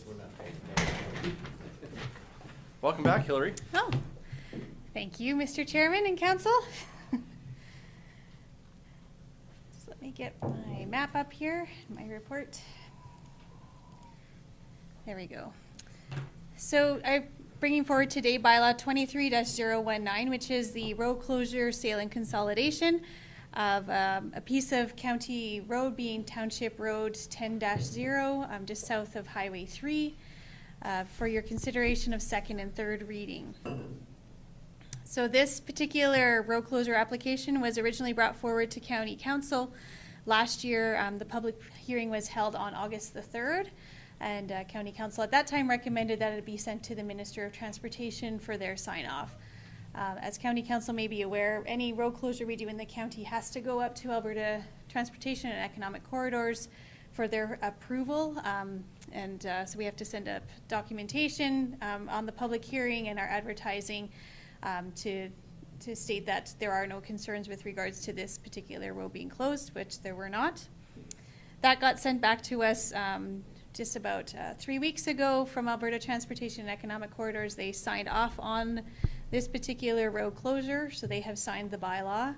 And so with that, I can bring it back for the final steps being second and third reading. As the application was approved by, received ministerial approval and there was no concerns with regards to this closure at the time of the public hearing, I have recommended that bylaw 23-019 be read for a second time. And I'll put it back to you, Mr. Chairman. Thank you, Hillary. Is there any questions from council? Quick question. Yeah, thank you, Mr. Chairman. I think we had good discussions on this last time when we did the first reading, so I'll move that bylaw 23-019 be read a second time. Thank you, Claus. Claus has moved second reading of bylaw 23-019. Is there any further discussion? Call the question. Those in favor? Opposed? That's carried. John. Thank you, Mr. Chair. I echo the comments of Councillor Vanderveen, and I would like to move that bylaw 23-019 be read a third time. Thank you, John. John has moved third reading of bylaw 23-019. Any discussion? Call the question. Those in favor? Opposed? That's carried. Thanks, Hillary. Thank you, Mr. Chairman. Moving down. Planning and Development Department, first quarter report 2024. Hillary. Duly floor noted. is yours. Thank you, Mr. Chairman and Council. So I bring forward the first quarter report of the Planning and Development Department. It is, as it's just the first quarter, it is fairly brief, but I will just go through the highlights of that. The Planning and Development Department obviously takes direction from all of the county's bylaws and guiding documents that have been approved by County Council, including our municipal development plan, any intermunicipal development plans, the land use bylaw area structure plans, and also all those strategic plans that County Council has approved over the years. We do manage the development permits, amendments, and updates to our land use bylaw, planning projects, intermunicipal relations and referrals, road closures and licenses, land sales and leases, and enforcement of the land use bylaw, and also more recently, as of last year, the Community Peace Officer Program. The projects that were undertaken in this first quarter that may be of interest would be the completion of the land use bylaw, which was adopted by County Council in April. The municipal internship program, we were approved for a municipal intern in the land use planning stream, and so with that person will be starting next week on Monday, and I'll bring her for introductions to council. Her name is Hannah Leberge, and she's from the University of Lethbridge. She's a graduate of that program. I attended and represented Lethbridge County at the Prominent Solar Project at the Alberta Utilities Commission hearing at the end of February. That solar project was the one just to the north and east of Lethbridge, Coaldale area, up by closer to the Old Man River. I don't think I have heard yet the outcome to that particular solar project, but I will let you know, I'll let council know what that was as soon as it is available. We did receive, and I reviewed a complaint against Peace Officer Entz. So this was a new thing for me. I haven't had to do that before. So with regards to the Peace Officers Act, there's a lot of extra requirements. Obviously, they have to be trained. There's processes that have to be in place with regards to a position in that level of authority. So anytime you receive a complaint, I'll just explain this just so that council is aware, you have to pretty much do an investigation and determine if that complaint is founded or unfounded based off of the evidence from the complainant, Peace Officer Entz, and then any ancillary information that I can collect. So with this particular complaint, it was unfounded, and I did file it with the Director of Law Enforcement, and they did close that particular file. They were satisfied with the investigation that was completed by the county. So, and then I know Peace Officer Entz will be providing his first quarter report at the next council meeting, so I won't go through any details of his. He can go through that when he presents next at the next council. For the Development Authority, we did have 62 development permit applications that were received, just up slightly from the previous year. 40 of those have been issued, 2 were refused, 1 was withdrawn, and the remainder were under review. Of those issued, most of them, as usual, were for residential, either additions or new residences. A number of accessory buildings, so your shops, sheds, garages, solar arrays, and then some commercial industrial, some new commercial industrial are coming online. With the Frontier Business Park, we anticipate seeing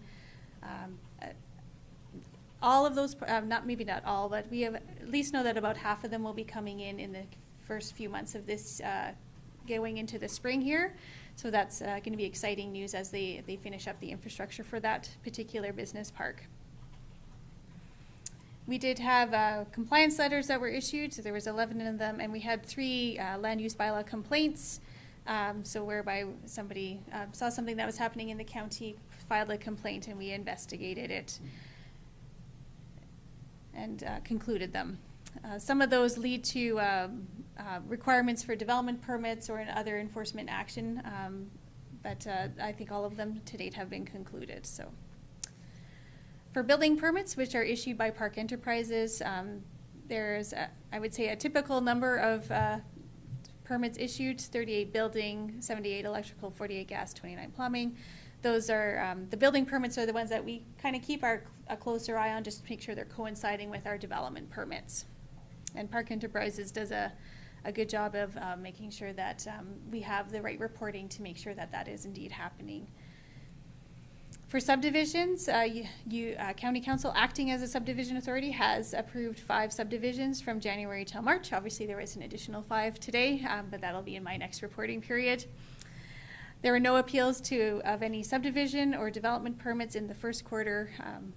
Just as a heads up, we did have an appeal of a refusal of a development permit that was held just this past Friday, and so I'll report on that in my next quarterly report.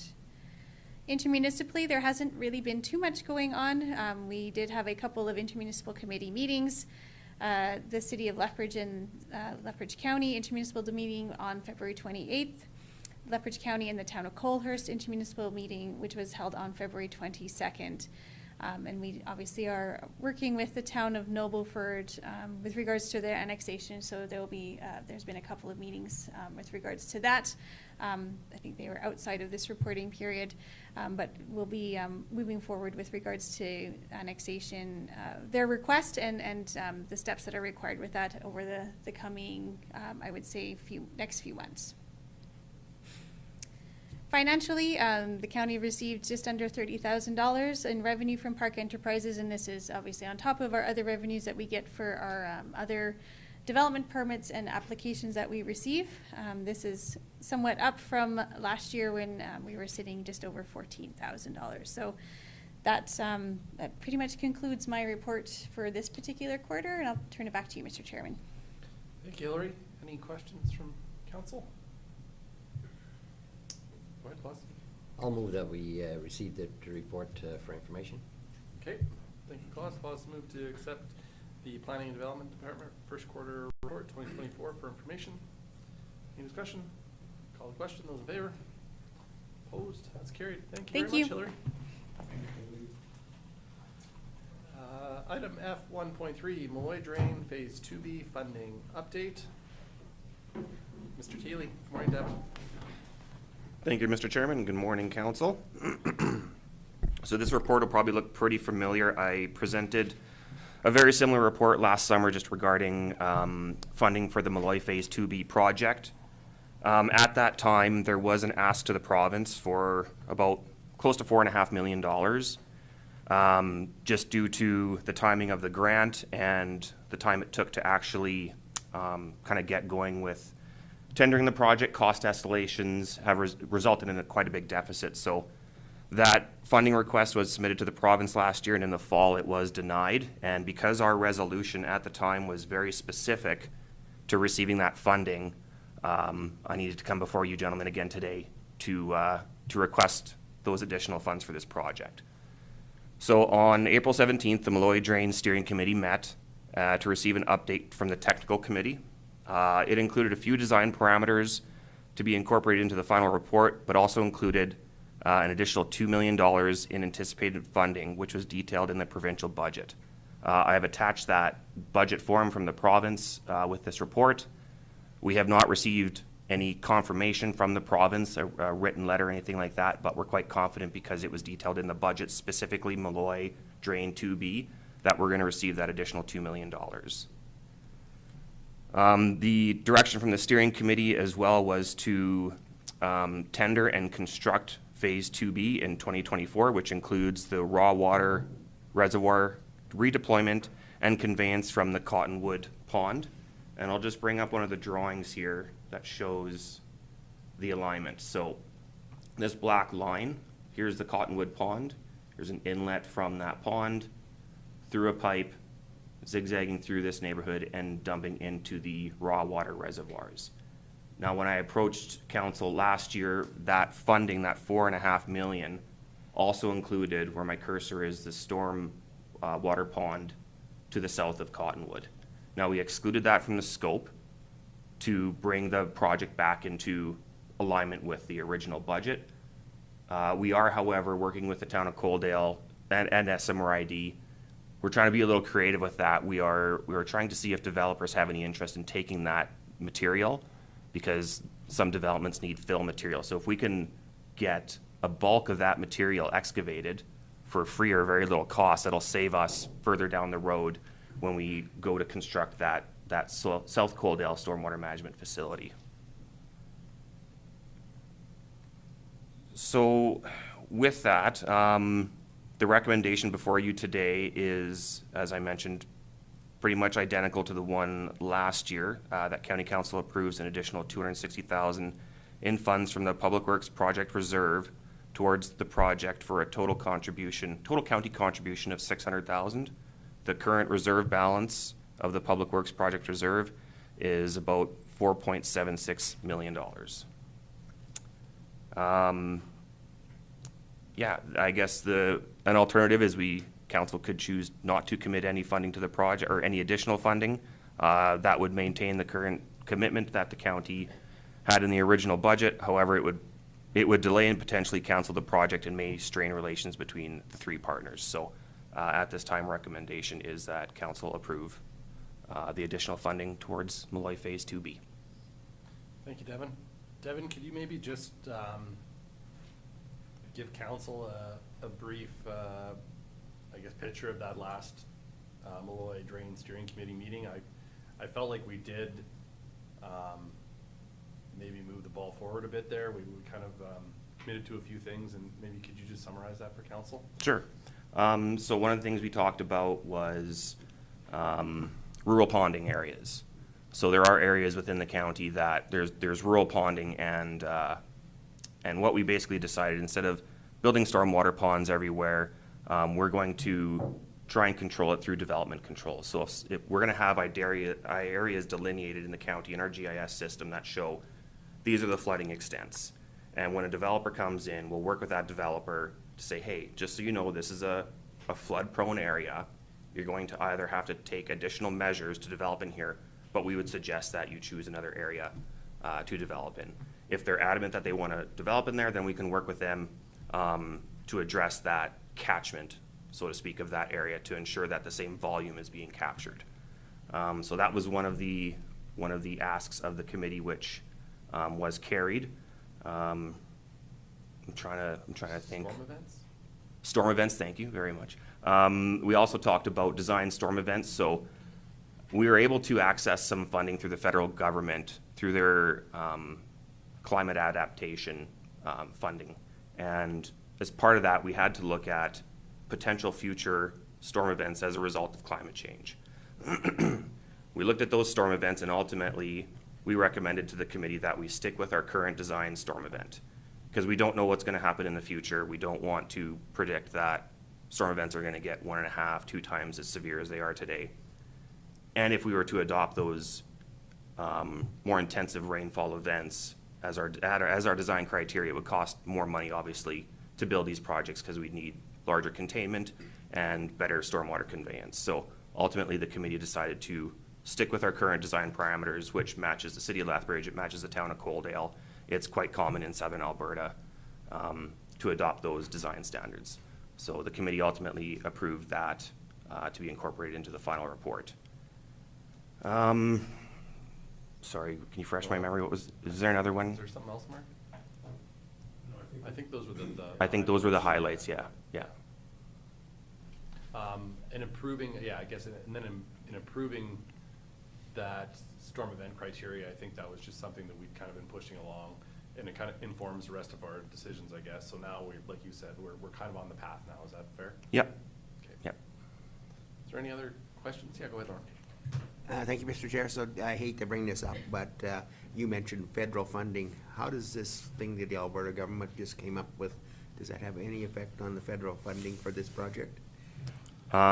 Sorry, just for clarification, the $2 million that the province allocated? No, but you said that you found some federal funding for Oh, part of it. So now that the Alberta government has decided that they would have to approve anybody applying or getting federal funding, does that have any implication on this? no, so that funding was for, we received that funding on already, and it was for, okay. it was a study portion of it that's already complete, yeah. And just another question, the line you're putting in over to the old storm, or the water retention ponds, is that a pump line? It'll be gravity fed, It's gravity fed? yeah.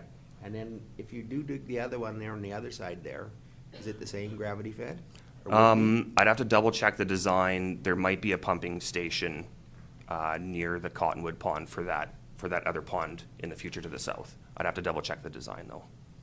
We want to maintain as much gravity conveyance as possible, because lift stations are expensive up front, and then operations and maintenance of those facilities are expensive as well.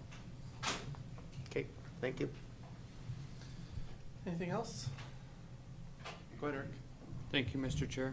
What's the total budget and what's our percentage of it? So, let me just see in here. So the total cost of the project is $5,784,000. Grants covering $4.222 million. Total contribution is for each party is $520,000. However, we're asking for $600,000 because that's originally what SMRID and the town of Coaldale committed to.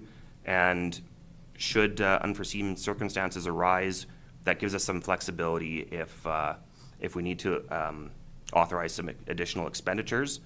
So it's a total of $600,000 is what we're requesting today. And this was priorly approved? Correct. Any other questions, comments?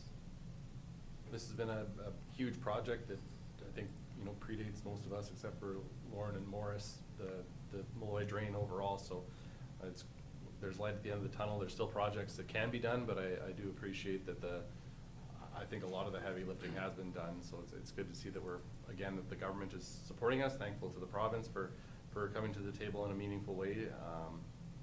But also, I think it's just positive that we're moving again. Anything else on this? If not, I would entertain a motion. Mark?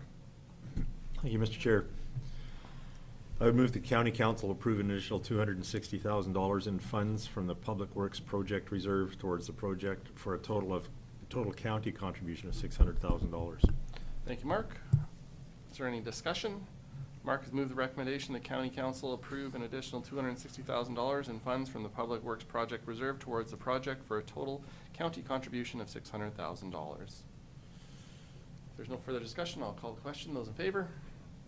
Opposed? That's carried. Thanks, Devin. Thank you, council. Corporate Services, F2. We have 3 items. Start at F2.1, the Coldell Lethbridge Community Growing Project 2024 waiver request. Jen, how are you this morning? Good morning. Good, thank you, Mr. Chairman. Before you, I have a request, as mentioned, from the Coldell Lethbridge Community Growing Project. They have made a request to waive taxes on a parcel of land, Southwest 14919, west of the 4th, which is used as part of their community crop growing project.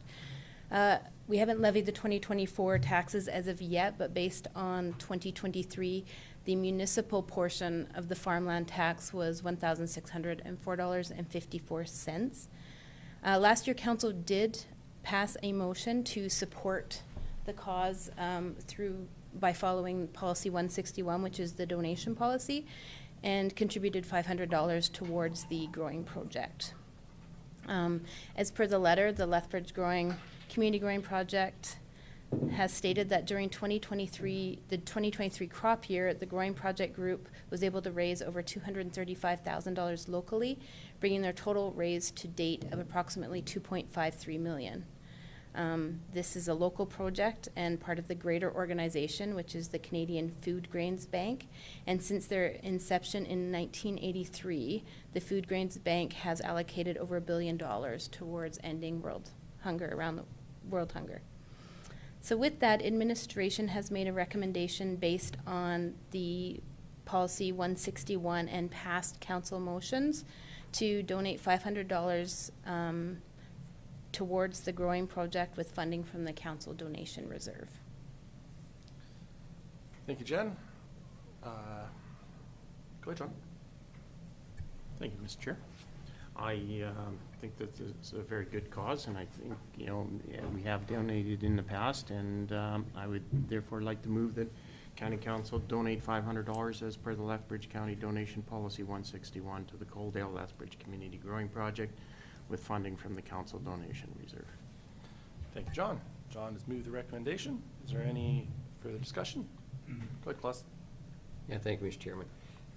I think they're pretty persistent every year, because every year we get the tax waiver thing in place, and we always go back to the $500 that we decided on, according to our policy. So I find it really kind of amusing. John has moved the recommendation that County Council donates $500 per the Lethbridge County Donations Policy 161 to the Coldell Lethbridge Community Growing Project with funding from the council donation reserve.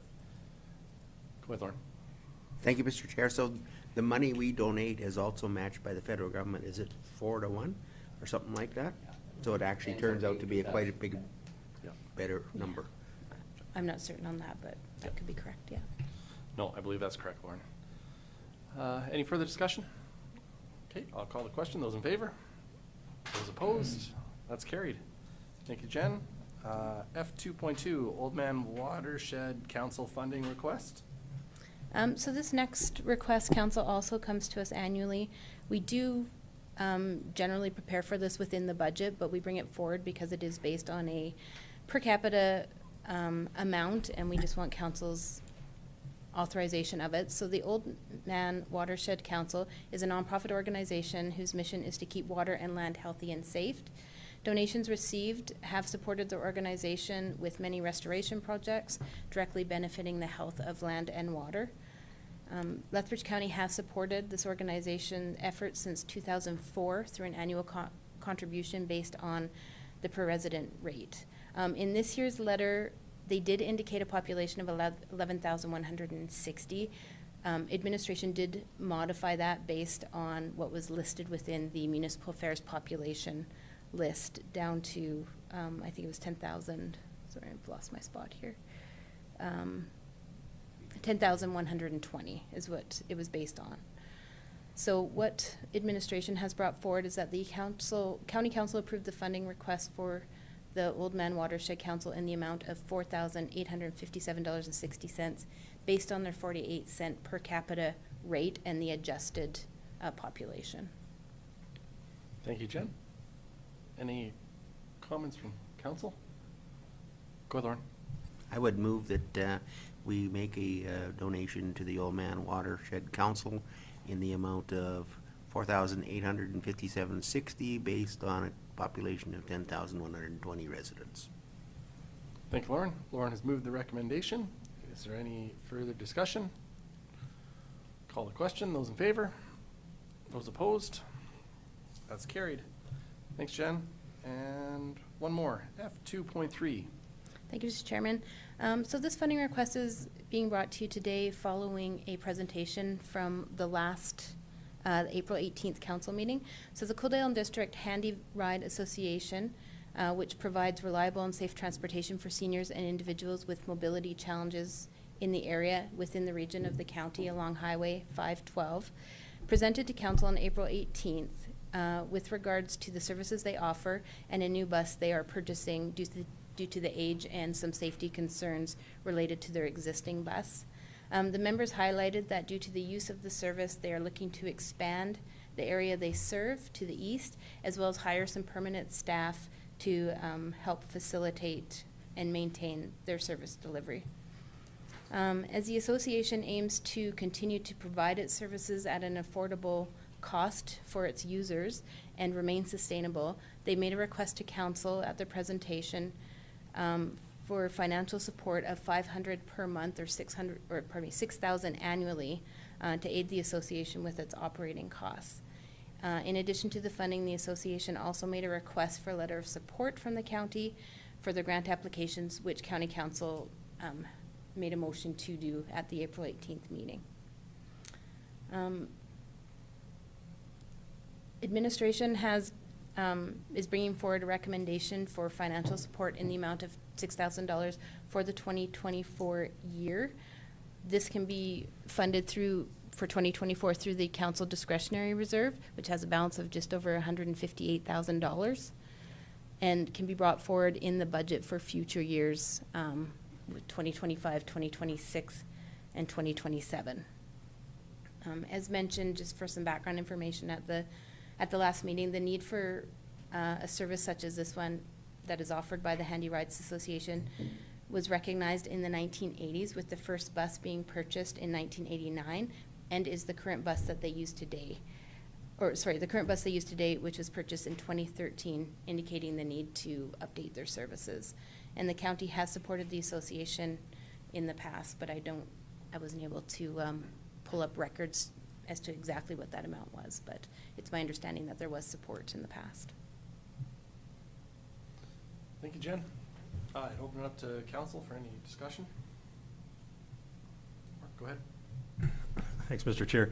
I really appreciated the presentation that they brought forward to us, and they showed the need, and I think I approve this, or respect this recommendation, because it provides that 25, 26, and 27, so it gives that organization some certainty moving forward with their finances. So I would like to move that the council provide financial support for 2024 in the amount of $6,000 to be funded from the council discretionary reserve, and that administration include funding of $6,000 annually in the upcoming budgets for 2025, 2026, and 2027 for council consideration during budget deliberations. Thank you, Mark. Mark has moved the recommendation. Is there any further discussion? Go ahead, Lauren. Thank you, Mr. Chair. Just a question. How come you chose that one instead of the donation one like we did for the Prairie Grain one? Is there a reason? In this case, I guess based on the conversations that took place at the presentation, are you speaking this reserve versus the other reserve, or this decision? No, just Or this recommendation, The sorry. reserve. Primarily because the donation reserve, I think, has only around $28,000 in it. This was a larger council discretionary reserve, and is maybe a bit more of a discretionary funding in this case based on the larger amount. So Mark has moved the recommendation. The county council,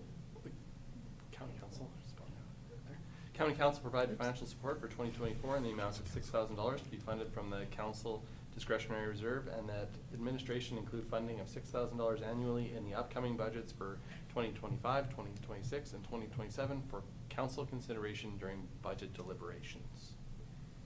There's no further discussion. Yes. Yeah, go ahead, Morris. One comment, Mr. Chairman. I've been involved with the one at the Handybus Association of Picture Butte, and I guess they're operated 100% voluntarily. You know, as a matter of fact, I know a couple of drivers down there. They go as far as Calgary or whatever, and they volunteer their time. So you know, I wonder if they should be rethinking the whole thing and be able to get some funding too. That's my point.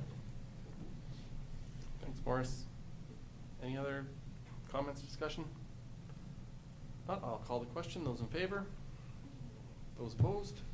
That's carried. Thank you very much, Jen. Thank you. F3, Administration, F3.1, Request for Sponsorship, Alberta Northwest Territories Command, Royal Canadian Legion, Annual Military Service Recognition Book. Morning, Maddie. Morning, Council. Maddie, I'm going to steal a little bit of your thunder. Sure. I know there's an agenda item before us, but I think part of this is you want to have a bit of again, another philosophical conversation with council. So the floor is yours. Thank you. Okay, thank you, Mr. Chairman. So a request has been received from the Alberta Northwest Territories Command Royal Canadian Legion Campaign Office for the county to purchase an advertisement in their annual military service recognition book at a cost of $690. The county has typically purchased an ad in this publication. However, I think as the Reeve alluded to, administration is reviewing our participation in the various publications that we're asked to advertise in. So as you probably know, the Communications and Marketing Department is in the process of introducing strategies which will guide our communications, marketing, and branding moving forward. With limited funds for these activities, we want to ensure that we're being intentional with our efforts and our resources to have the greatest impact. Ad spaces and publications may not always align with our communications goals, reach our intended audience, or use our branding effectively.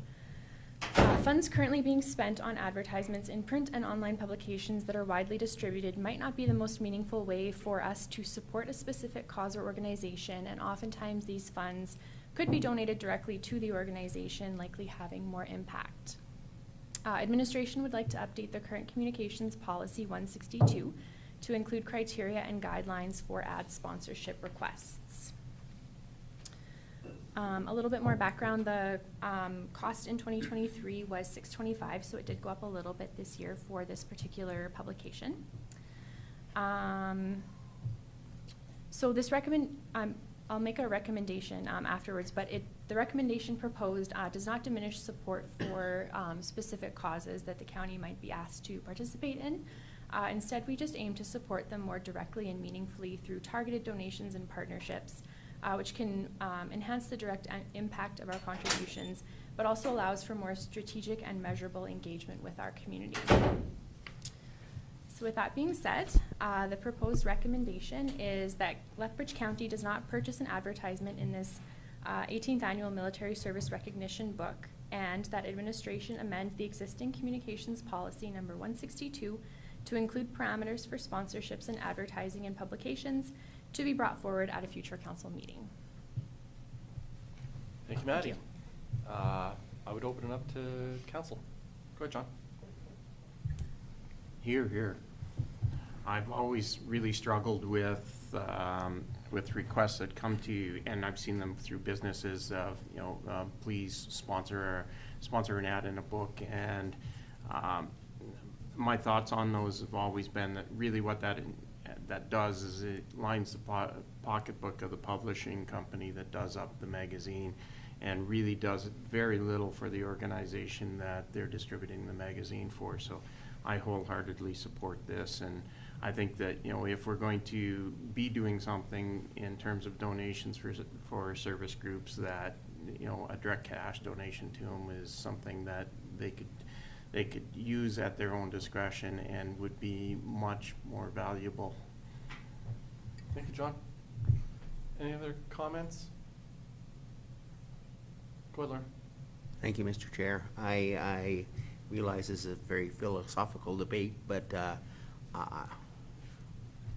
I think you have to separate the two issues, and I believe John is correct, that people who get the majority of the money are the publisher, not the actual people who need the funding. However, I hate to say no to somebody who has, performed a valuable service to the country. So I have very mixed feelings on this. If we were to donate, make a cash donation to the organization, that might be a better way to do it than this, but I just don't want to say no to, this. Go ahead, Eric. Thank you, Mr. Chair. I do want to say no, and based on we're dealing with public funds and individual ratepayers are supporting these issues, or not issues, these groups in places that need it, and it's not, I don't think it's up to us to be picking and choosing where our ratepayers' money is going. So we must then use what you've discussed on the money we do spend is to the furtherance of our organization and our governance. Thanks, Eric. Any other comments? Go ahead, John. Well, I would like to move the Lethbridge County. Oh, I don't have to do that, do I? That would be more of a negative. No, you only make positive. That's right. Well, I would like to move that we request administration amend the existing communication policy 162 to include parameters for sponsorship and advertising and publications to be brought forward at future council meeting. Okay, thanks, John. Any further discussion? So John has moved that administration amend, am I on the right track there? Yeah. Yep. Administration amend the existing communications policy 162 to include parameters for sponsorships and advertising and publications to be brought forward to a future council meeting. Call the question. Those in favor? Those opposed? That's carried. Thank you, Maddie. Thank you, council. Sir? Sir, just one. Yeah. Sorry, Mr. Chair. Just on that regard, do we have an appetite in council to actually give a donation to the, who's requested this? The Alberta Northwest Areas Command Royal Canadian Legion. That's a bigger. Clause and then. Well, I think that we just asked administration to come back with something. I think we should probably wait for that, and then we can have further discussion. Sorry. Yeah, I'm just gonna say that's a national or provincial organization. It's not a local. So I think we've been approached by the local groups for some other donors throughout the year too. So it's up to them. If they want to come with another proposal, that's fine. But at this point, we just. Yeah, I think my read would be that if we do, or when we do review that policy, then I think if requests come forward, we can then communicate that here's what the parameters of the policy are. If you would like to make a request for a donation, maybe we could communicate it that way. That's fair. Okay. Operations, F4, F4.1, Agriculture Service Board's 2024 level of service. Morning, Cole. Morning. Thank you, Mr. Chairman. So I'll go through this one fairly quickly and just highlight some of the changes, and then I'll probably defer to those that sit on the Ag Service Board. But the Ag Service Board has put forward a recommendation to approve the Ag Service level of service document. And in there's only been a few amendments, and you'll see they've been highlighted for ease of perusal. So as was discussed during the budget deliberations, we've maintained the level of service for the most part for our Ag Service Department. There's been a few points of clarification, mostly. And so as you scroll through, you'll see those highlighted.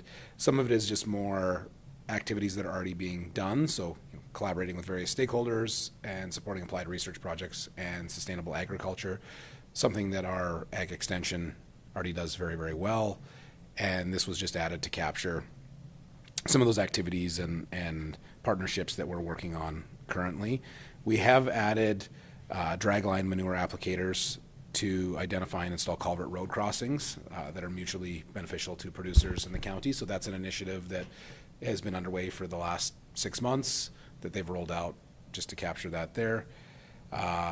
We have made a update to the fee bylaw reference just to align with the 2024 schedule of fees, and then some of the maintenance activities that occur around our wastewater lagoons.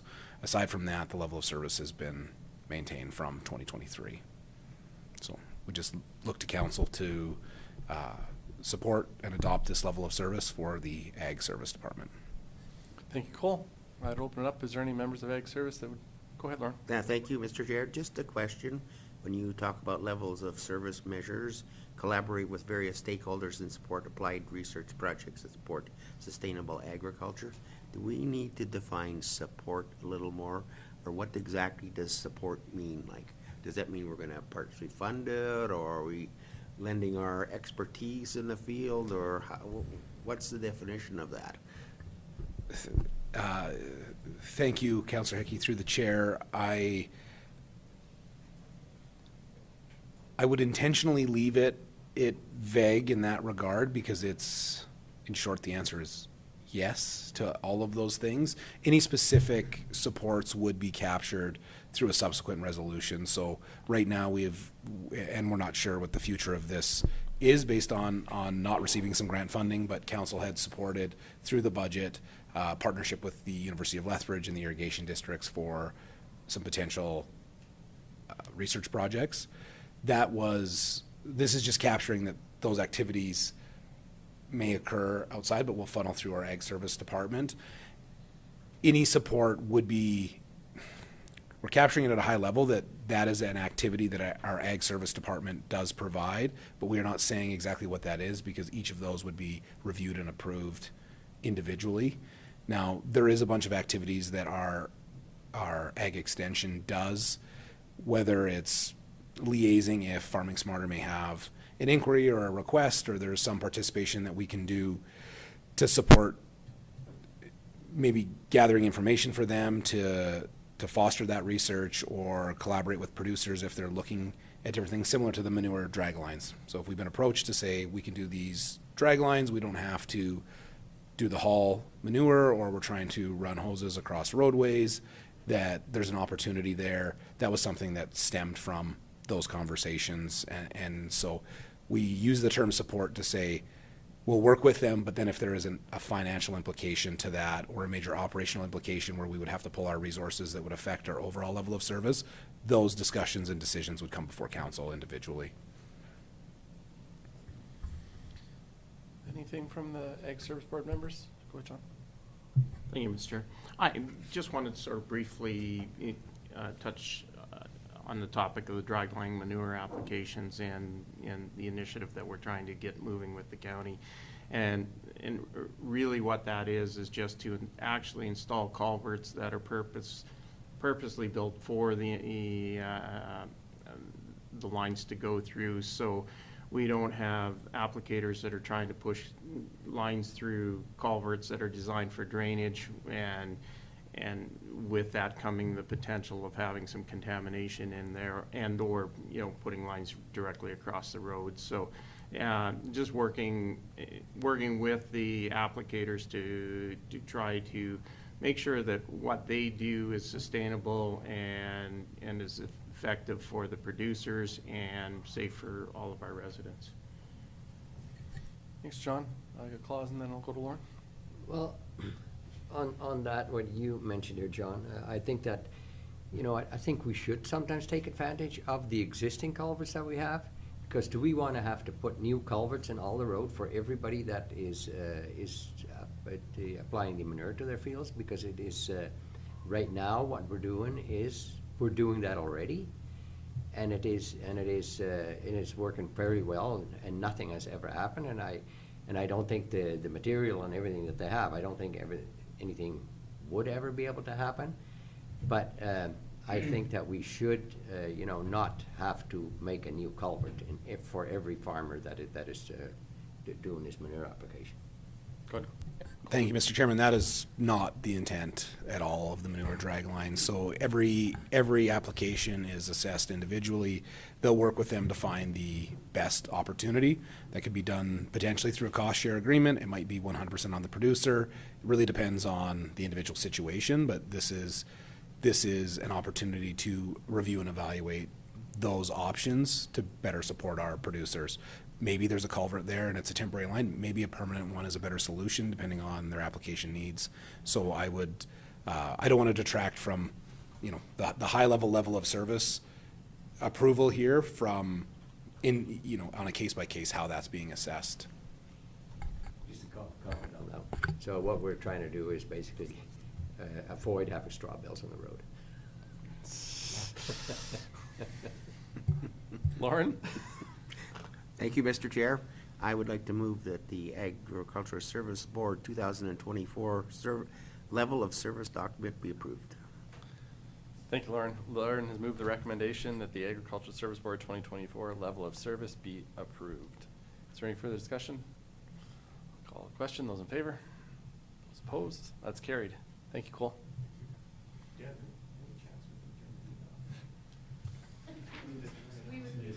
Please. Thank you, Mr. If I say that, you're in trouble. I think we've got to do something about those windows behind you. They're probably really dry. Thank you, Mr. Chairman. If I could just make a request to add to the agenda the discussion for the Green Acres board retreat. So there's just been a request, and we had hoped to have some of the updated policies from our previous discussion fleshed out, but there's a lot of interconnectedness between our policies, and that review is going to take some time. And so Councillor Hickey has been requested to attend that, and I just thought before we move into correspondence, if it suits council, that we could add that to the agenda and discuss that. Go, John. Thank you, Mr. Chair. I happily move that council allow Councillor Hickey to attend the Green Acres retreat. Thank you. Go ahead. Go ahead, Eric. Thank you, Mr. Chair. Don't we first have to vote if we can add it to the agenda? Oh, yeah, I guess that would be a point of order. Why don't you start with that? Oh, well. So John has proposed, we'll add that under new business. I will, John has motioned to add that agenda item under new business. I will call the question to add that to the agenda. Those in favor? Those opposed? That's good. Now they got that out of the way. Thank you, Eric. Wow. You were sweating there. H1, councillor attendance at the Green Acres retreat. Yes. Floor is yours, John. Oh. Yes, I'd like to move that Councillor Hickey be authorized to attend the Green Acres retreat. Thank you, John. Is there any further discussion? Go ahead. Could we just get some background?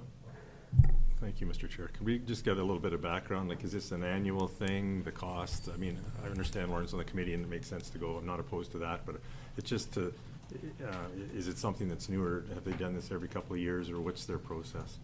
They generally do it every year, and this year they're hiring Alberta Council to come down and have a discussion on strategic planning and the government lobbying that they're asking for Piami Lodge.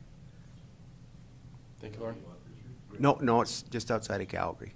So they provide transportation up for everyone, and I think it's at Morley, right on the river there. It's for 2.5 days, or 3 days. Go ahead, Cole.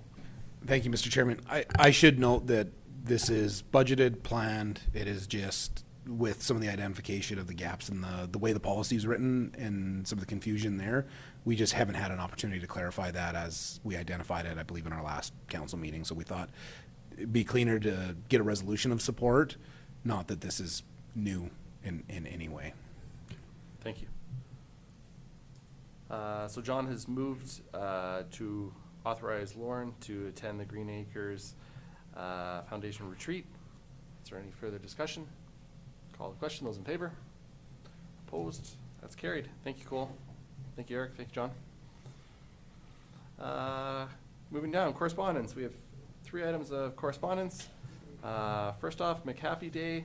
I am writing to invite you to our upcoming McHappy Day on Wednesday, May 8th, 2024. I'll skip down. In partnership with Jordan Brown, who is your local McDonald's franchisee for Brooks, Tabor, and Coldell, I would like to invite you to attend this event to show support and participate alongside my restaurant team during McHappy Day. Your involvement would offer a tremendous boost to the success of the event and help to further Big Brothers and Big Sisters and Ronald McDonald House's efforts to support families. And that is on Wednesday, May 8th, 2024. So that invite is there. There's some contact information. If you are interested in being present that day, maybe we can liaise with Candace and communicate that to Sam, I believe. Yeah. That's our first piece of correspondence. Second, Seniors Week 2024 declaration. So attached to this, there is an actual declaration. This is from the Minister of Seniors, Community and Social Services. For 38 years, the Government of Alberta has dedicated the first week of June to honor and recognize seniors for their invaluable contributions to our province. This year's Seniors Week is from June 3rd to 9th and will be kicked off with a provincial launch on June 3rd in the town of Banff. All municipalities, First Nations communities, and Métis settlements are encouraged to officially declare Seniors Week to demonstrate your community support and to generate greater awareness of the importance of seniors in Alberta. As I mentioned, there is an official declaration attached. If it is council's wish, I would entertain a motion if you'd like to go down that path and officially declare. If not, we will accept this just as correspondence, but I would open it up to council for how you would like to proceed. Are you looking at me because I'm a senior? You're not the only one. I think Eric and I might be looking at a few. Whatever. I get your order. Because I'm probably in the same boat as Lauren. So I'll just give a comment on, I find that we're going to have something for everybody in a week. Every year, we're going to run out of weeks in a year to be able to support all this kind of stuff. Especially your age. And well, I just mentioned that myself, okay?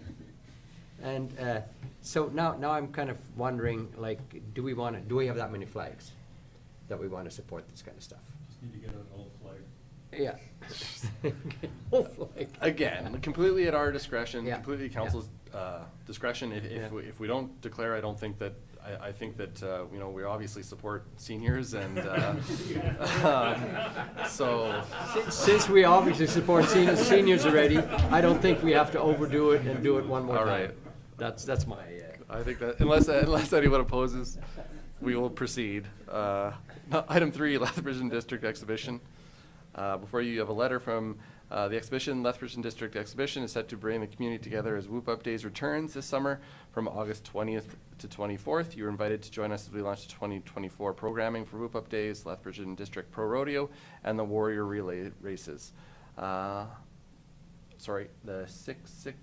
Tapi Powwow and Princess Pageant, and many other exciting events. You will have the opportunity to snack on fair-style foods while learning about the exciting events lined up at this year's fair and Pro Rodeo. So this is the media launch. The event date is Wednesday, May 8th, 12:30 at the Agri-Food Hub and Trade Center main lobby. If you are interested in attending, again, touch base with Candace and RSVP by tomorrow. And those are our 3 pieces of correspondence. Is there anything that anyone would like to add there? If not, where are we at in our day, Candace? Okay, excellent. With that, I would entertain a motion to enter a closed session. Morris. Morris has moved to enter a closed session at 11:41 a.m. this morning. Any discussion?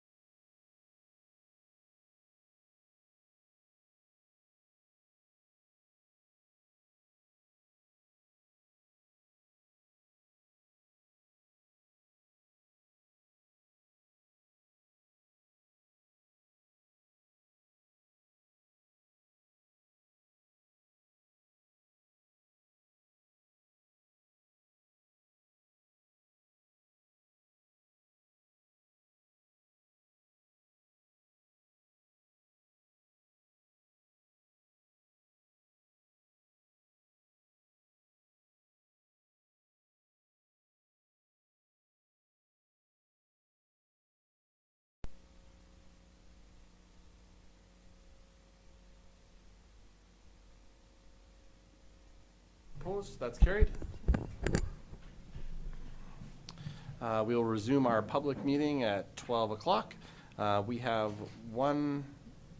two motions, I guess, arising out of our closed session pertaining to item 1, our annexation discussion.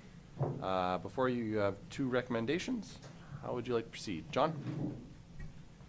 Thank you, Mr. Chair. I'd like to move that County Council approve the compensation for paving and improvement to Range Road 23-2 based on the current condition assessment that would be annexed by the town of Nobleford. The total compensation shall be $156,229.12 to be paid by the town of Nobleford over a 10-year term indexed at 1.5% interest annually.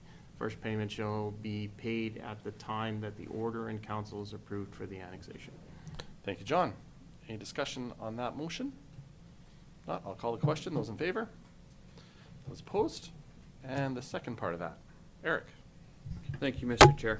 I'd like to move the recommendation that County Council approve the compensation for the 50-acre parcel to be annexed by the town of Nobleford. The town of Nobleford will pay Lethbridge County property taxes in lieu for a period of 3 years at 100% of the value of the taxes. The total amount shall be paid as a lump sum at the time that the order in council is approved. Thank you, Eric. Any discussion on that motion? Seeing none, I'll call the question. Those in favor? Those opposed? That's carried. And I believe that takes us to the end of our meeting today. If there's nothing further, I'd entertain a motion to adjourn. Morris has moved to adjourn at 12:01 this afternoon. Thank you very much, everyone. Have a great day.